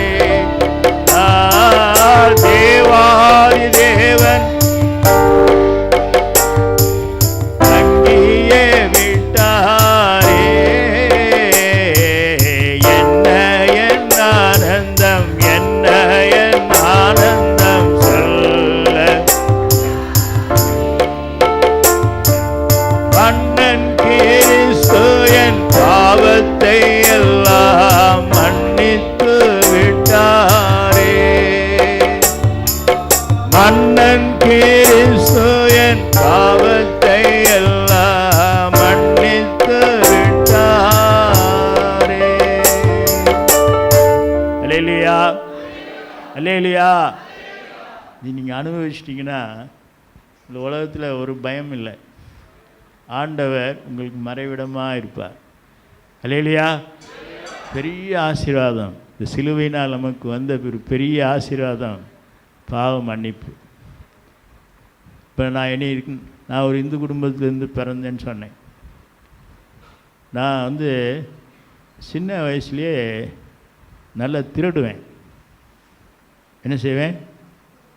என்னை பார்த்தா யாருன்னு சொல்ல மாட்டாங்க. ஒன்று தோல் கொஞ்சம் வெள்ளையாக இருக்குது, அதனால் அது இவன் செய்ய மாட்டான் அப்படின்னு நினைப்பாங்க. நான் திருடுவேன், எங்கள் அண்ணனை தான் அடிப்பாங்க. ஏன்னா அவன் தான் முரடனாக இருப்பான், அவன் தான் செஞ்சுருப்பான்னு அடிப்பாங்க. எங்கள் வீட்டுக்கு கெஸ்ட்டு வந்தாங்கன்னா அவங்க எப்போ சட்டையை கலத்தி போடுறாங்கன்னு பார்ப்போம். அவங்க பையில் எவ்வளோ பணம் இருக்கோ திரும்பி போகிறதுக்கு மட்டும் பணம் வச்சுட்டு மீதி எடுத்துருவேன். அப்போ தான் எனக்கு தூக்கம் வரும். அப்படிப்பட்ட ஒரு வாழ்க்கை. ஏசாமி என்னை சந்தித்தார். எப்படி சந்தித்தார்னா, வெளிப்படுத்தின விசேஷத்தில் 22ஆம் அதிகாரம் 11ஆம் வசனம் 12ஆம் வசனத்தின் மூலம் என்னை அநியாயம் செய்கிறவன் இன்னும் செய்யட்டும், திருடுகிறவன் இன்னும் திருடட்டும். அந்த வார்த்தை இல்லை, ஆனால் எனக்கு அப்படி சத்தம் கேட்டுச்சு. திருடுகிறவன் இன்னும் திருடட்டும். அப்போது அன்றைக்கி தான் ஆண்டவர்கிட்ட உணர்வு அடைஞ்சி, என் பாவத்தை அக்கிரமத்திலாம் ஆண்டவரே நீர் பார்க்குறீரப்பா, ஒரு நாள் அவனவனுடைய கிரியைக்கு தக்க பலன் அவர் கொண்டு வருவார் இல்லையா? அதனால் அன்றைக்கி அறிக்கை செய்து விட்டேன் பாருங்கள். முன்னாடி இந்த ரூபாயை பார்த்தா அப்படியே ஒரு மாதிரி கலர்ஃபுல்லாக இருக்கும், பச்சை பச்சையாக தெரியும். இப்போ அதை பார்த்தா பேப்பராக தான் தெரியுது இல்லையா? ஆண்டவர் மாற்றிடுவார். அப்படியே நம்ம அறிக்கை செய்து விட்டுட்டோம்னா பாருறாரு, அவன் பாடிக்கொண்டே இருப்பான். இரட்சணிய பாடல்கள் அவனை சூழ்ந்து கொள்ளும்படி செய்வார். அப்புறம் மட்டும் இல்லை, இந்த 8ஆம் வசனத்தில் நான் உனக்கு 4 ஆசீர்வாதம் இருக்குது. நான் உனக்கு இப்போ அதாவது இந்த 7ஆம் வசனம் வரைக்கும் தாவீதரசன் தன்னுடைய அனுபவத்தை சொல்கிறார். 8ஆம் வசனத்தில் ஆண்டவரே தீர்க்க தரிசனமாய் சொல்லுகிறார். என்ன சொல்கிறாருன்னா, நான் உனக்கு போதிப்பேன், நீ நடக்க வேண்டிய வழியை உனக்கு காட்டுவேன், உன்மேல் என் கண்ணை வைப்பேன், உனக்கு நான் ஆலோசனை சொல். இல்லையா? என்ன அருமையான வாக்குத்தத்தம் பாருங்கள். ஆண்டவரே சொல்கிறார். 4 வாக்குத்தத்தம் ஒரே வசனத்தில் இருக்கு. நான் உனக்கு போதிப்பேன், நீ நடக்க வேண்டிய வழியை உனக்கு காட்டுவேன், உன்மேல் என் கண்ணை வைப்பேன், உனக்கு நான் ஆலோசனை சொல். இதை விட வேறு என்னங்க வேணும் நமக்கு? சொல்லுங்கள், இதை விட என்ன வேணும்? ஆண்டவரே இதை செய்வாராம். இப்போ எத்தனை சொன்னேன்? 5 நாளும் 9 சொல்லியிருக்கேன். இந்த ஒரு வசனத்தில் 4, இதுக்கு முன்னாடி 5 சொன்னேன். 5 நாளும் எத்தனை? 9. கடைசியில் இருக்குது, கர்த்தருடைய கிருபையோ நீதிமான்களை சூழ்ந்து கொள்ளும். இல்லையா? அதனால் எப்பயுமே மனப்பாடம் பண்ணிடணும். பாவத்தை அடக்கி வைத்தால் 5 சாபம், பாவத்தை அறிக்கை செய்து விட்டுவிட்டால் சொல்லுங்கள் 10 ஆசீர்வாதம். இதுதான் சிலுவையினால் நமக்கு வந்தது இல்லையா? அதனால் இந்த சிலுவையின் மூலமாக நம்ம கிடைத்த இந்த பெரிய ஒரு ஆசீர்வாதம் பாவ மன்னிப்பு.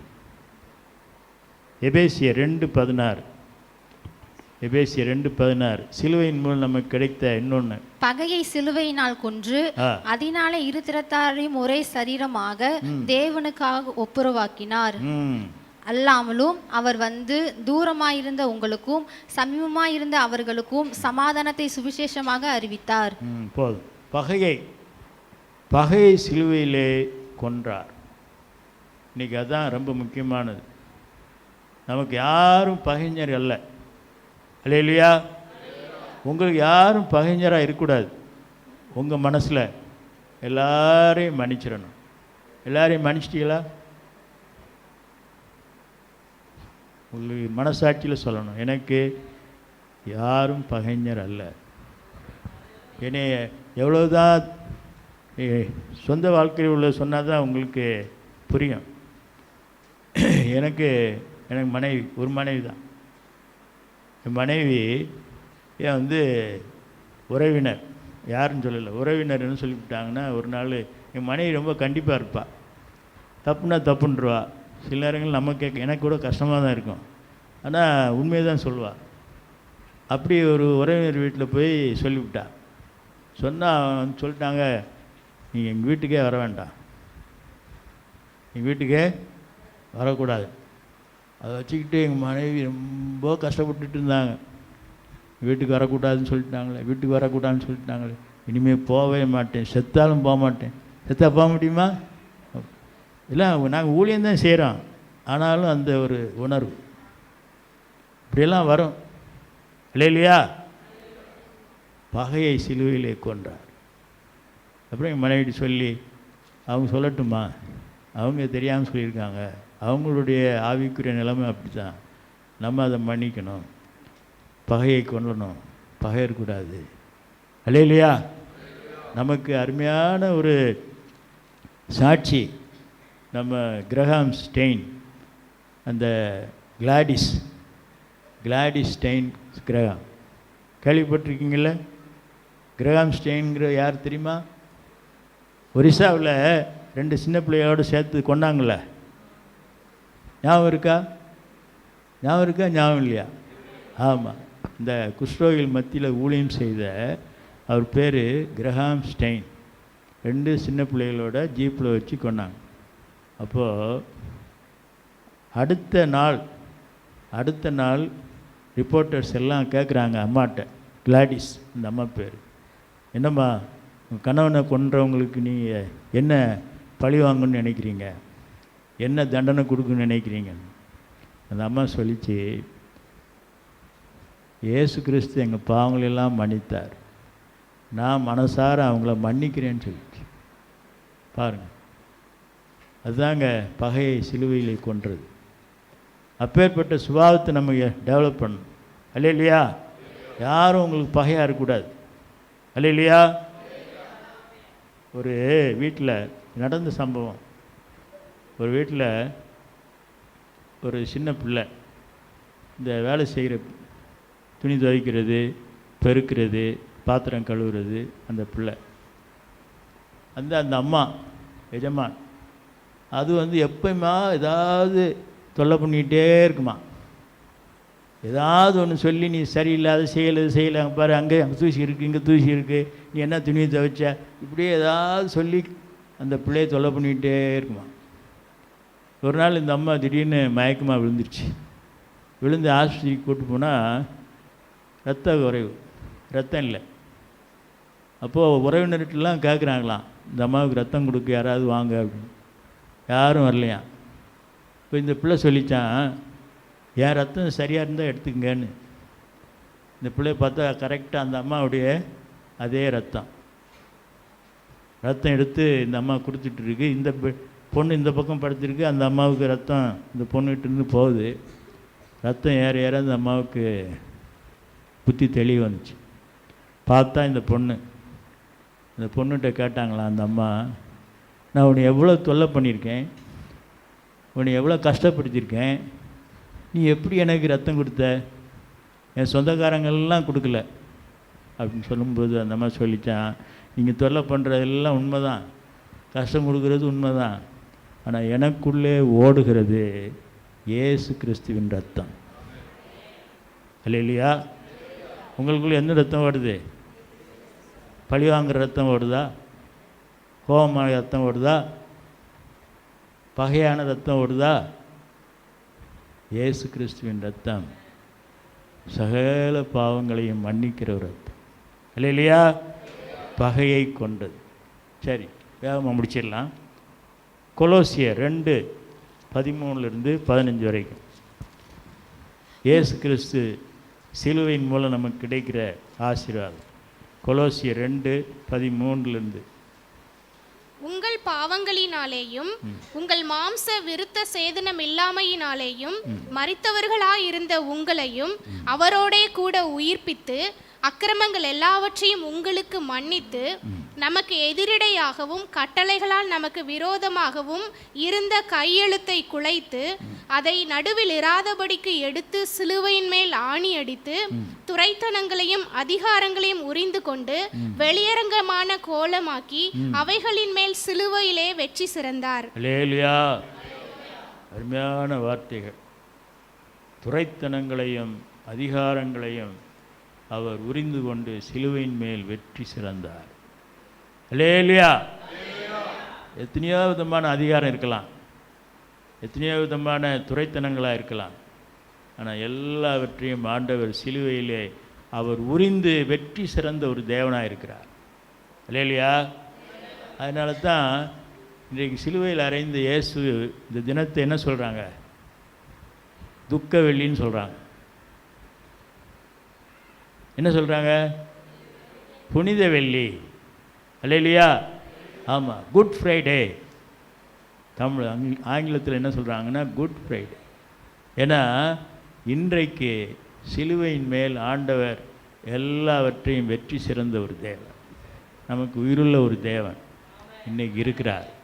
அதனால் உங்களுக்கு விரோதமான அதிகாரமோ துரைத்தனமோ எதுவாக இருந்தாலும் அது வாய்க்காது. அல்லேலூயா. ஆனால் விசுவாசிக்கும், விசுவாசத்தினாலே. அப்புறம் பாருங்கள், சிலுவையினால். எபிரேயர் 2:14-15. எபிரேயர் 2. ஆதலால் பிள்ளைகள் மாம்சத்தையும் இரத்தத்தையும் உடையவர்களாயிருக்க அவரும் அவர்களைப் போல மாம்சத்தையும் இரத்தத்தையும் உடையவரானார். மரணத்துக்கு அதிகாரியாகிய பிசாசானவனை தமது மரணத்தினாலே அழிக்கும்படிக்கும் ஜீவ காலமெல்லாம் மரண பயத்தினாலே அடிமைத்தனத்திற்கு உள்ளானவர்கள் யாவரையும் விடுதலை பண்ணும்படிக்கும் அப்படியானார். அல்லேலூயா. அல்லேலூயா. மரண பயத்தினால், ஜீவகாலமெல்லாம் மரண பயத்தினால் இருந்த நம்மை விடுதலையாக்கும்படிக்கு, நாம் எப்படி மாம்சமும் இரத்தமும் உடையவர்களாக இருக்கிறோமோ அதே போல் ஆண்டவரும் மாம்சமும் இரத்தமும் உடையவராகி சிலுவையிலே இந்த மரணத்துக்கு அதிகாரியான பிசாசானவனை கொன்றார். அல்லேலூயா.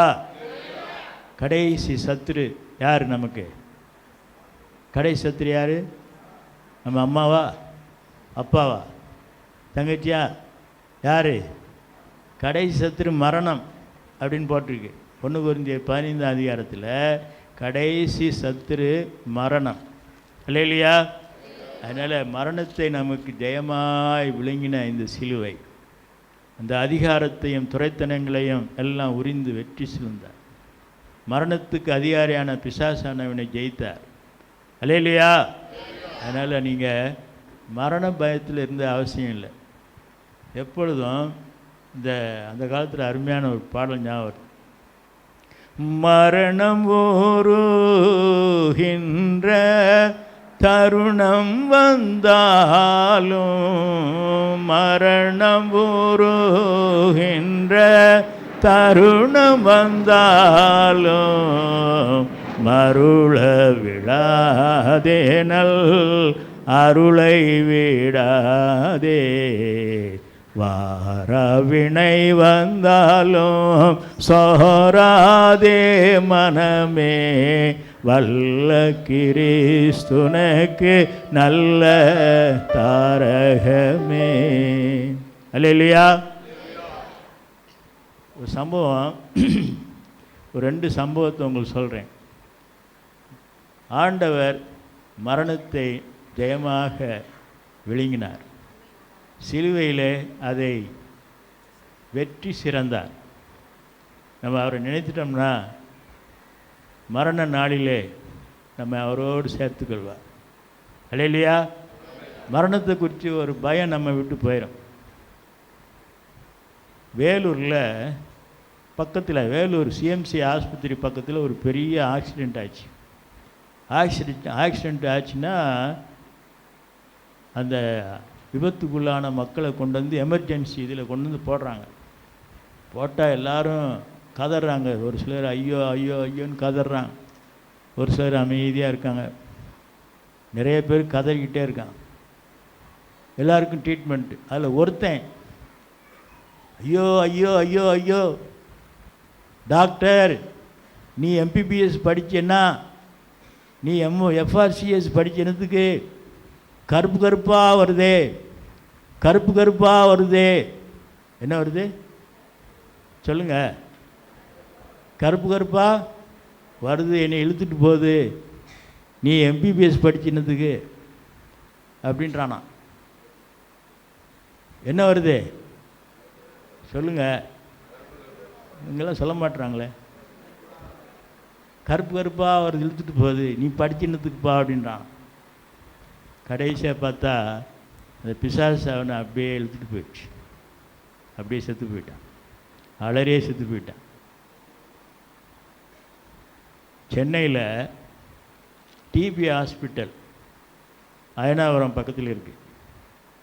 அங்கே ஏகாம்பரம், ஞாபகம் இங்கே பேர் என்ன, ஏகாம்பரம் அப்படிங்கிற ஒரு மனுஷன். அவன் ஆண்டவரை ஏற்றுக்கொண்டு, யார் சொன்னார்னா சென்னையில் ஏசிய சபை தாமஸ் ராஜ் ஐயா அவர் சொன்னார் ஒரு முறை, ஏகாம்பரம் டிபி ஹாஸ்பிட்டலில் படுத்துருக்காங்க. அவர் சொன்னார், எனக்கு எத்தனையோ மரணங்கள் பார்த்துருக்கேன், எத்தனையோ பேர் நான் அடக்கம் பண்ணியிருக்கேன், ஆனால் இந்த ஒரு மரணம் எனக்கு மறக்கவே முடியாது அப்படின்னு சொல்லிட்டு சொன்னார். இந்த ஏகாம்பரத்தை போய் டிபி ஹாஸ்பிட்டலில் போய் பார்த்து ஜெபம் பண்ணாராம். ஜெபம் பண்ணிகிட்டு இருக்கும்போது அவன் கண்ணை மூடி அப்படியே படுத்து ஒன்றுமே பேசாமல் படுத்துருந்தாராம். அப்போது காதில் அவர், ஏகாம்பரம் நீ சாகிறதுக்கு பயப்படுறியா அப்படின்னு கேட்டான். சாகிறதுக்கு பயப்படுறியான்னு கேட்ட உடனே திடீர்னு அப்படி கண்ணை திறந்து எலும்பி உட்கார்ந்தாராம். சாகிறதுக்கு குறந்தவரை எலும்பி உட்காந்து, ஐயா ஐயா இந்த பாருங்க, இந்த பாருங்கய்யா, வெள்ளை வெள்ளையாக தரித்து என்னை கொண்டு போகிறாங்க அப்படின்னு சொல்லி அப்படி படுத்தாராம், இறந்தாராம். இல்லையா? ஒருத்தன் எப்படி இறந்தான்? கருப்பு கருப்பாக வருது. இன்னொருத்தர் எப்படி இறந்தார்? உங்களுக்கு கருப்பு கருப்பாக வரணுமா வெள்ளை வெள்ளையாக வரணுமா? சொல்லுங்கள் சொல்லுங்கம்மா. வெள்ளை வெள்ளையாக வரணும்னா இந்த சிலுவையில் மரித்த இயேசுவை உங்கள் சொந்த இரட்சகராக ஏற்றுக்கொண்டா வெள்ளை வெள்ளையாக வரும். கடைசி நாளில் நிம்மதியாக போய் சேரலாம். மரணத்துக்கு அதிகாரியாகிய பிசாசை ஜெயித்தார்.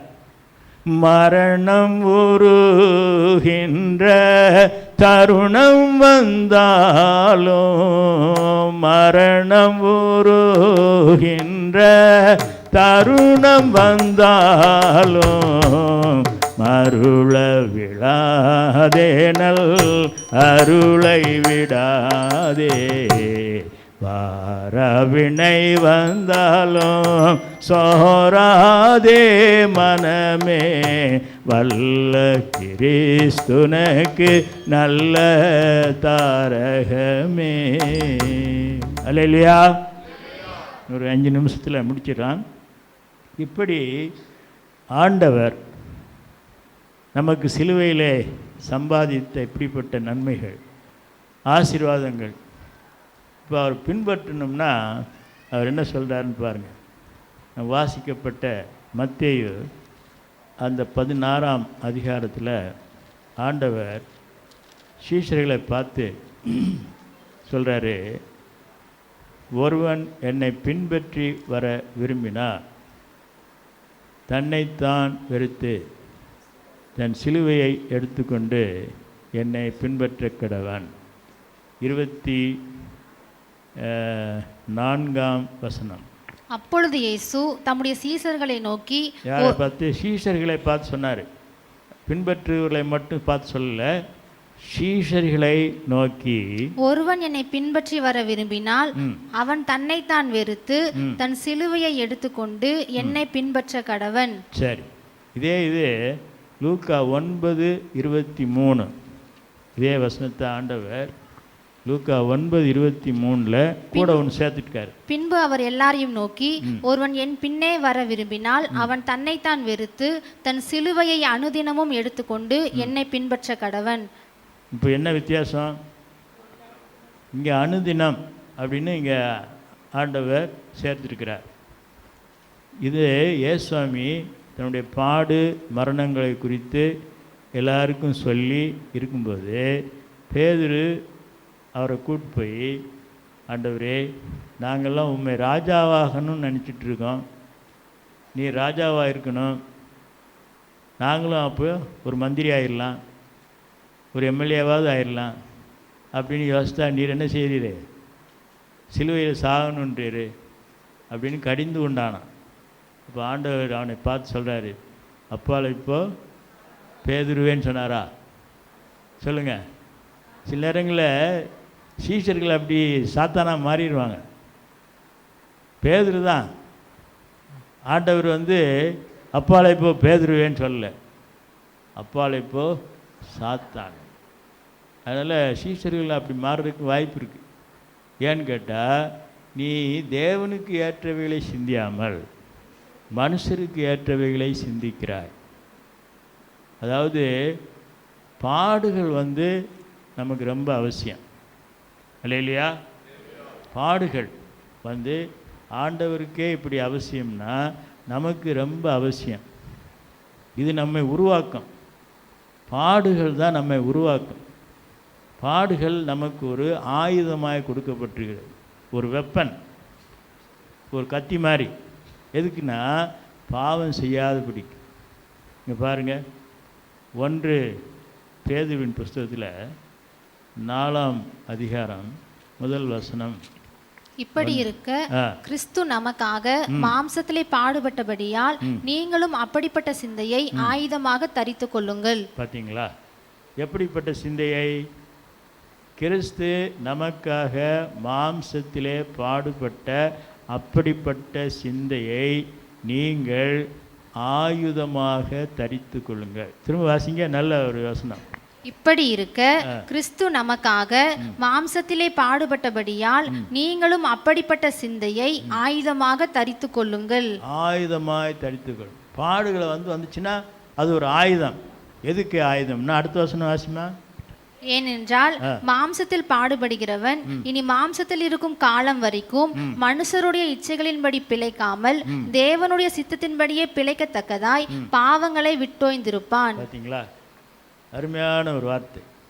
நம்ம மாம்சத்தில் இருக்கிற நாள் வரைக்கும் பாவம் செய்யாமல் இருக்கிறதுக்கு இந்த மாம்சத்திலே ஆண்டவர் அனுமதிக்கிற பாடுகளை அது ஒரு ஆயுதமாக நம்ம தரித்து கொள்ள வேண்டும், ஆயுதமாக எடுத்துக்கொள்ள வேண்டும். அப்படி செய்யும்போது பாவம் நம்ம பக்கத்தில் வராது.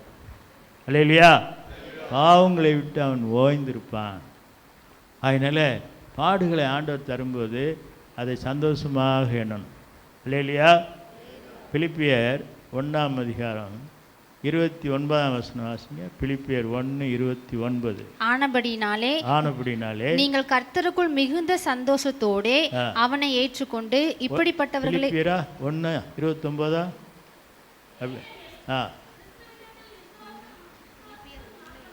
கரெக்ட். நன்றி. நீங்கள் மைக்கில் வாசிங்க.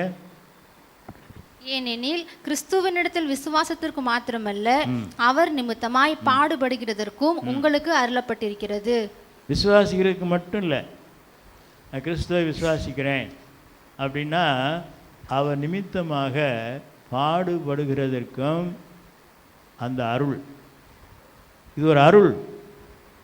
அருள் வாக்குன்னா நீ நல்லா இருப்பா, குடுகுடுப்பு சொல்கிறான்ல, நல்ல நல்ல நல்ல நல்ல காலம் வருது, நல்ல காலம் வருதுன்னு சொல்லிட்டே வருவான். அதுதான் அருள் நினைக்கூடாது. கிறிஸ்து நிமித்தம் ஆண்டவர் நமக்கு அனுமதிக்கிற பாடுகள் அது ஒரு அருள் இல்லையா? அது ஒரு ஆயுதம், அது ஒரு அருள். நம்மை பாவத்தை விட்டு தடுப்பதற்கு ஆண்டவர் கொடுக்குற ஒரு பெரிய ஒரு ஆசீர்வாதம். அதனால் பாடுகளை, அதனால தான் பவுல் அப்போஸ்தலன் சொல்வார், பிலிப்பியர் 4 சொல்வார், நான் என்னை பலப்படுத்துகிற கிறிஸ்துவினாலே எல்லாவற்றையும் செய்ய எனக்கு பலன் அப்படின்னு சொல்லிட்டு அதுக்கு முந்தி சொல்வார், நான் வாழ்ந்திருக்க தெரியும். தாழ்ந்திருக்க தெரியுமா? சொல்லுங்கள். வாழ்ந்திருக்க தெரியும், தாழ்ந்திருக்க தெரியாது. பரிபூர்ணப்பட தெரியும், குறைவுபடுறது அவிசுவாசம் அப்படி நினைப்போம். அப்புறம் திருப்தியாக பிரியாணி சாப்பிட தெரியும், பட்னியாக இருக்க தெரியுமா? இதெல்லாம் அவருக்கு தெரிஞ்சிருக்கு.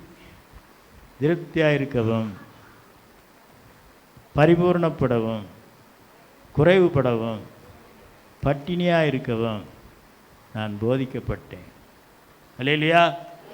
ஏனென்றால் என்னை பலப்படுத்துகிற கிறிஸ்து என்னோடு இருக்கிறார். அதனால் கிறிஸ்து நிமித்தம் வருகிற பாடுகள் நமக்கு ஆயுதமாய் கொடுக்கப்பட்டிருக்கிறது. கிறிஸ்து நிமித்தம் வருகிற பாடுகள் நமக்கு ஒரு அருளாக கொடுக்கப்பட்டிருக்கு. கிறிஸ்து நிமித்தம் வரும் பாடுகள் நமக்கு ஆசீர்வாதமாய் கொடுக்கப்பட்டு, அதனால் நம்மை பலப்படுத்துகிற கிறிஸ்து நம்மோடு இருப்பதினாலே ஆண்டவர் இந்த சொன்னார் இந்த வசனம், ஒருவன் என்னை பின்பற்றி வர விரும்பினார். இதில் நல்லா ஞாபகம் வச்சுக்கிடுங்க. ஆங்கிலம் தெரிஞ்சவங்க ஒரு 5 வார்த்தையை சொல்கிறேன், அது எழுதிக்கலாம். அப், அப்னு யூபி, அப் என்ன அப்னா, முதல்ல makeup your mind. Makeup your mind. அது என்னென்ன ஆண்டவர் சொல்கிறாரு, நீ என்னை பின்பற்றி வர விரும்புகிறியா? எப்போ சொல்கிறாருன்னா, நான் பாடுபட போகிறேன்ப்பா, எருசலேமுக்கு போகிறேன், என்னை யூதர்கள் கொல்வார்கள், அடிப்பார்கள், துப்புவார்கள், அறைவார்கள், நிந்திப்பார்கள், அவமதிப்பார்கள், இதெல்லாம் சொல்கிறார். சொல்லிட்டு தான் நீ என்னை பின்பற்றி வர விரும்புறியாப்பா? விரும்புறியா அப்படின்னா தீர்மானம் பண்ணணும். என்ன வந்தாலும் சரி, இயேசு தான். அல்லேலூயா. ஆமாம், என்ன வந்தாலும் இயேசு. தீர்மானம் பண்ணணும். Make up your mind. ரெண்டாவது, தன்னைத்தான் வெறுத்து அப்படின்னா give up your rights. Give up your rights. உன்னுடைய உரிமையை விட்டு கொடுக்கணும். அது சொல்கிறார், உன்னுடைய உரிமையை நீ விட்டு கொடு. தன்னைத்தான் வெறுத்து அப்படின்னா உனக்குன்னு சொல்லி வைத்திருக்கிறிய உரிமைகள், அது என் நிமித்தம் நீ விட்டு கொடுக்க வேண்டும். சொன்ன ரொம்ப நேரமாயிரும். ஆபிரகாம் ஒரு பெரிய ஆள், ஐஸ்வர்யவான். லோத்து பெரிய ஐஸ்வர்யவான். 2 பேருக்கும் சொத்து பூமி தாங்கக்கூடாமல் இருந்துச்சான். அந்த அளவுக்கு அவங்க 2 பேருடைய வேலைக்காரங்களுக்கு சண்டை வந்துடுச்சு. லோத்து தான் தூண்டி விட்டாரோ என்னமோ. அப்போது ஆபிரகாம் லோத்துக்கிட்ட போகிறார். போய் லோத்து நோக்கி, எப்போ நம்ம சகோதரர், நமக்குள்ளே சண்டை வேண்டாம், நீ வலது பக்கம் போனால் நான் இடது பக்கம் போகிறேன், நீ இடது பக்கம் போனால் நான் வலது பக்கம் போகிறேன் என்று சொல்லி, ஆபிரகாம் மூத்தவர், ஆண்டவரால் கட்டளை பெற்றவர், அவர் தான் எல்லாம், அவருக்கு தான் உரிமை இருக்கு. நான் அவர் சொல்கிறாரு, லோத்து நீ வலது பக்கம் போனால் நான் இடது பக்கம் போகிறேன், நீ இடது பக்கம் போனால் நான் வலதுபுறம் போகிறேன், நமக்குள்ளே சண்டை வேண்டாம். விட்டு கொடுத்தான். Give up your rights. மனிதர்கள் உரிமைக்காக போராட சொல்கிறாங்க. ஃபைட் ஃபார் யுவர் ரைட் அப்படிமா. உன்னுடைய உரிமைக்காக நீ போராடு. ஆண்டவர் உன் உரிமையை நீ விட்டு கொடு, அப்போ நான் உனக்கு உதவி செய்வேன்றார். நீங்கள் வாசித்து பார்த்தீங்கன்னா, லோத்து அந்த சமபூமியின் பட்டணங்கள் எல்லாம் தெரிந்து கொண்டு ஆபிரகாமை விட்டு போன பின்பு கர்த்தர் ஆபிரகாமை பார்த்து, ஆபிரகாமே நீ கிழக்கும் மேற்கும் வடக்கும் தெற்கும் நோக்கிப்பார், இதெல்லாம் உனக்கு நான் தருவேன்னு சொல்கிறார். அல்லேலூயா. உங்கள் உரிமையை நீங்கள் என்றைக்கு ஆண்டவர் பாதத்தில் வச்சு நீங்கள் விட்டு கொடுக்குறீங்களோ, ஆண்டவர் உங்களை ஆசீர்வதிப்பார்.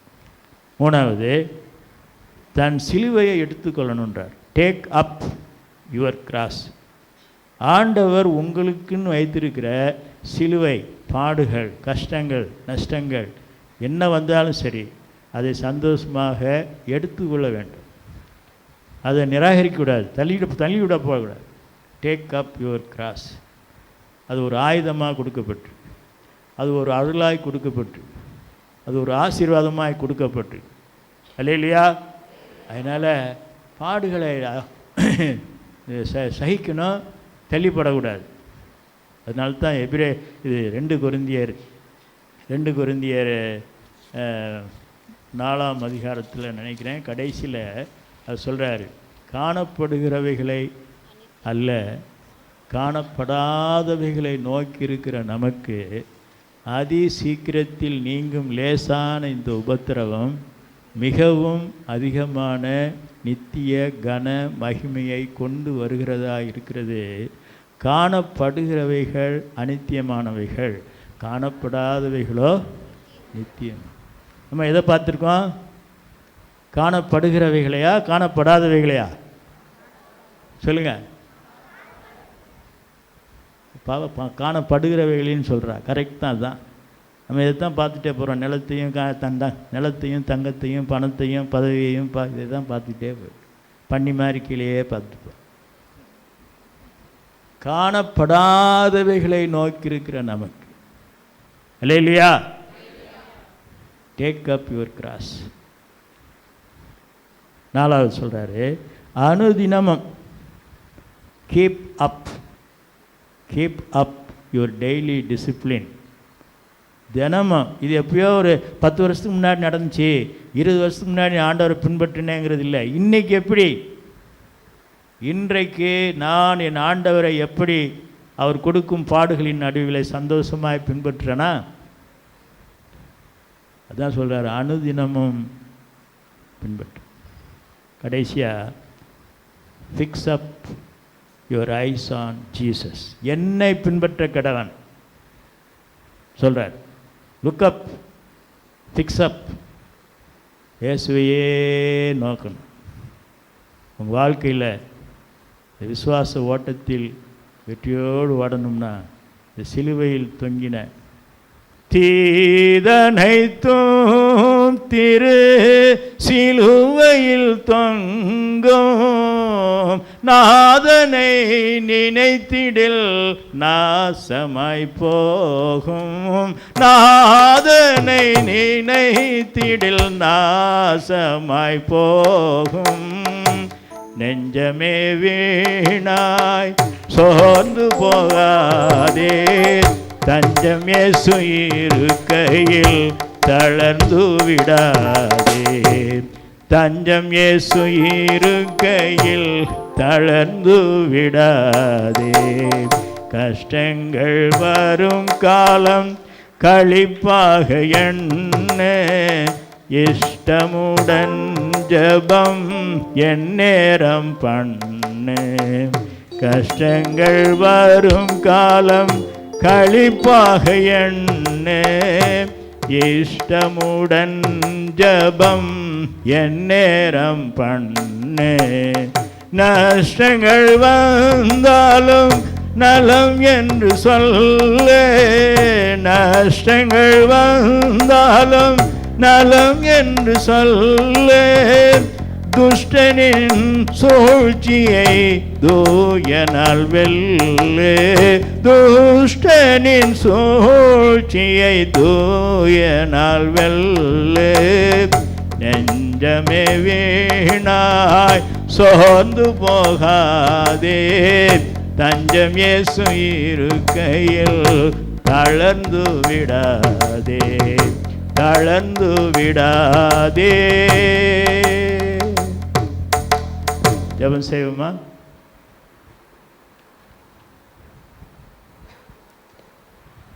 நம்ம எல்லாரும் தலைகளை தாழ்த்தி தேவ சமூகத்தில் நம்மை முழுவதுமாய் அர்ப்பணித்து இந்த நாளிலே பரிசுத்த ஆவியானவர் நம்ம மத்தியில் இடைப்பட்டிருக்கிறார். நாம் விசுவாசத்திலே வளர வேண்டும், விசுவாசத்திலே வளர வேண்டும். Praise the Lord. Hallelujah. கிறிஸ்து நமக்காய் சிலுவையில் அறையப்பட்டார். நாம் விசுவாசத்திலே வளர வேண்டும். நம்ம ஒரு தீர்மானத்தோடு, ஆண்டவரே என்னுடைய விசுவாசத்தை இன்னும் பெருக்க வேண்டும் ஆண்டவரே, என்னுடைய விசுவாசம் இன்னும் வளர வேண்டும் ஆண்டவரே, தேவ சமூகத்தில் ஒப்பு கொடுப்போமா? சத்துருவானவன் பல வழிகளிலும் நம்முடைய விசுவாசத்தை கெடுக்கும்படியாய் பலவிதமான சூழ்ச்சிகளை கொண்டு வருகிற வேளையில் தேவ சமூகத்தில் நாம் ஒரு தீர்மானத்தோடு இயேசுவின் பின்னால் நான் செல்வேன், நான் திரும்பி பார்க்க மாட்டேன், உலகமே பின்னால் சிலுவையின் முன்னால் என்று சொல்லி தேவ சமூகத்தில் நம்மை நாமே அர்ப்பணித்து தேவ சமூகத்தில் நான் விசுவாசத்தில் இன்னும் வளரும்படியாய் எனக்கு நீங்கள் உதவி செய்ய என்று சொல்லி ஆண்டவருடைய சமூகத்தில் ஒப்புக் கொடுப்போமா? கர்த்தருடைய நாமம் மகிமைப்படட்டும். பிரைஸ் தி லார்ட், ஹல்லேலூயா. எல்லாரும் ஆண்டவருடைய சமூகத்தில் பிரைஸ் தி லார்ட், ஹல்லேலூயா. இயேசுவின் பின்னால் நான் செல்வேன், திரும்பி பார்க்க மாட்டேன், திரும்பி பார்க்க மாட்டேன். இயேசுவின் பின்னால் நான் செல்வேன், திரும்பி பார்க்க மாட்டேன், திரும்பி பார்க்க மாட்டேன். சிலுவையே முன்னமே பின்னால், சிலுவையே முன்னால், உலகமே பின்னால், இயேசு சிந்திய இரத்தத்தினாலே என்றும் விடுதலையே, இயேசு சிந்திய இரத்தத்தினாலே என்றும் விடுதலையே. இயேசுவின் பின்னால் நான் செல்வேன், திரும்பி பார்க்க மாட்டேன், திரும்பி பார்க்க மாட்டேன். எல்லாரும் சேர்ந்து சொல்லுவோமா?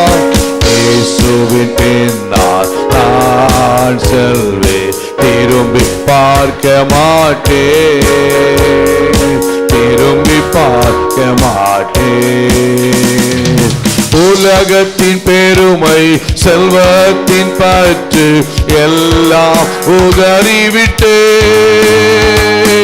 உலகத்தின் பெருமை செல்வத்தின் பற்று எல்லாம் உதறிவிட்டேன்.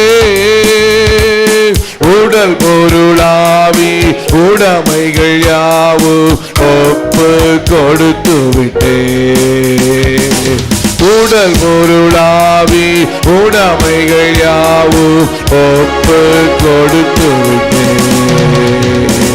தானவராலயோ எனக்குள்ள இயேசு,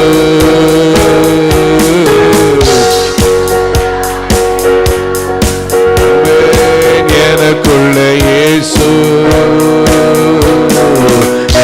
என்ன நடந்தாலும் எவ்வேளையிலும் எப்போதும் துதித்திடுவே,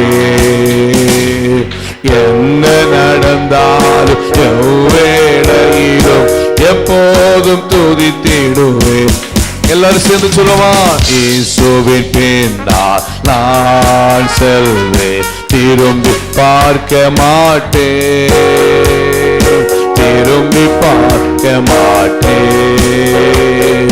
இயேசுவின் பின்னால் நான் செல்வேன், திரும்பி பார்க்க மாட்டேன், திரும்பி பார்க்க மாட்டேன்.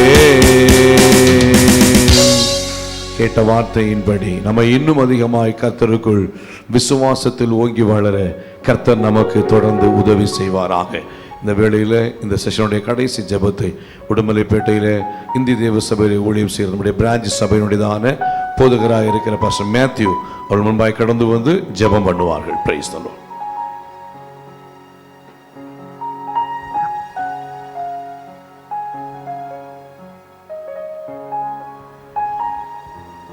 நாம் ஜெபம். கிருபையும் இரக்கமும் மகாதேவனும் பரலோக பிதாவே, இந்த அருமையான ஆண்டவரே, இந்த சிலுவை தியான கூட்டங்களே நாங்கள் இந்த புனித வெளி நாட்கள் வந்திருக்கிறோம். விசேஷமாக இந்த முதலாவது செக்ஷனை ஆண்டவர் ஆசீர்வதித்ததற்காக நன்றி அப்பா. ஆரம்ப முதலி மட்டுமாக உடைய பரிசுத்த ஆவியானவர் எங்களோடு இடைப்பட்டு கொண்டு வருவதற்காக நன்றி. விசேஷமாக செய்தியின் வேலைக்காக ஆண்டவர் எங்களோடு பேச நல்ல வார்த்தைக்காக நன்றி. இந்த சிலுவை தியான நாட்களில் அப்பா எங்களுடைய பாவங்களை அறிக்கை செய்து சமாதானத்தை பெற்றுக்கொண்டு சுகத்தை பெற்றுக்கொண்டு ஆண்டவரே எங்களுடைய விரோதமாக இருக்கிற எல்லா காரியங்களும் எங்கள் சிலுவையில் முறித்து போட்டதற்காக நன்றி. முன்னே தூரமாக இருந்த எங்களை கிறிஸ்து இயேசுவின் ரத்தத்தினாலே சமீபமாக எங்களை மாற்றினதற்காக நன்றி அப்பா. நாங்கள் தூரமாக இருந்தோம், உம்மை விட்டு பிரிந்து சென்றிருந்தோம். இயேசு கிறிஸ்துவை விட்டு மறுதலித்து அநேக நேரத்தில் பின்மாறி போயிருந்தோம். இப்பொழுதோ உம்முடைய ரத்தத்தினாலே எங்களை மீண்டும் உம்முடைய பிள்ளைகளாக எங்களை கழுவினதற்காக நன்றி, எங்களை தெரிந்து கொண்டதற்காக நன்றி. வந்திருக்கிற எல்லா பிள்ளைகளும் தேவ சமாதானத்தையும் அப்பா அந்த சிலுவை நிமித்தமாக வருகிற ஆசீர்வாதங்களை பெற்றுக்கொள்ள வேண்டுமா நாங்கள் செபிக்கிறோம். ஆண்டவரே, சிலுவை நிமித்தமாக வருகிற ஆசீர்வாதத்தை மாத்திரமல்ல பாடுகளையோ நாங்கள் ஏற்றுக்கொள்ள எங்களுக்கு உதவி செய்ய வேண்டுமா செபிக்கிறோம். கொடுத்த நல்ல வார்த்தைக்காக நன்றி ஆண்டவரே. கொடுத்த தாசை இன்னை கொண்டு நீங்கள் வல்லமை எடுத்து பயன்படுத்த வேண்டுமா நாங்கள் ஜெபம் பண்ணுகிறோம். வந்திருக்கிற ஒவ்வொரு பிள்ளைகளும் இந்த வார்த்தைக்கு செவி கொடுத்து தன்னுடைய வாழ்க்கையில பிரயோஜனப்படுத்த ஆண்டவர் உதவி செய்ய வேண்டுமா நாங்கள் ஜெபம் பண்ணுகிறோம். பெரிய காரியங்களை செய்வீராக. எங்கள் இயேசுவின் மூலமாய் செபிக்கிறோம் நல்ல பிதாவே, ஆமென். நம்ம எல்லாரும் சேர்ந்து சொல்லுவோம். என் ஆத்துமாவே கர்த்தரை ஸ்தோத்திரி, என் முழு உள்ளமையுடைய பரிசுத்த நாமத்தை ஸ்தோத்திரி. என் ஆத்துமாவே கர்த்தரை ஸ்தோத்திரி, அவர் செய்த சகல உபகாரங்களை மறவாதே. ஆமென். நம்முடைய கர்த்தரும் இரட்சகருமாகிய இயேசு கிறிஸ்துவின் கிருபையும் பிதாவாகிய தேவனுடைய அன்பும் பரிசுத்த ஆவியானுடைய ஐக்கிய நம்ம அனைவரோடும் சகல பரிசுத்தவான்களோடும் இன்றும் என்று சதா காலங்களிலும் நாம் அனைவரோடும் கூட இருப்பதாக. ஆமென். அல்லேலூயா. சத்தம் அல்லேலூயா, அல்லேலூயா. கர்த்தர் நம்ம ஒவ்வொரு ஆசீர்வதிப்பாராக. சாயங்காலம் சரியாக 6 மணிக்கு கூட்டங்கள் ஆரம்பிக்கப்படும். கீழே பிரைஸ்ல மோர் உங்களுக்கு ஆயத்தமாக இருக்குது.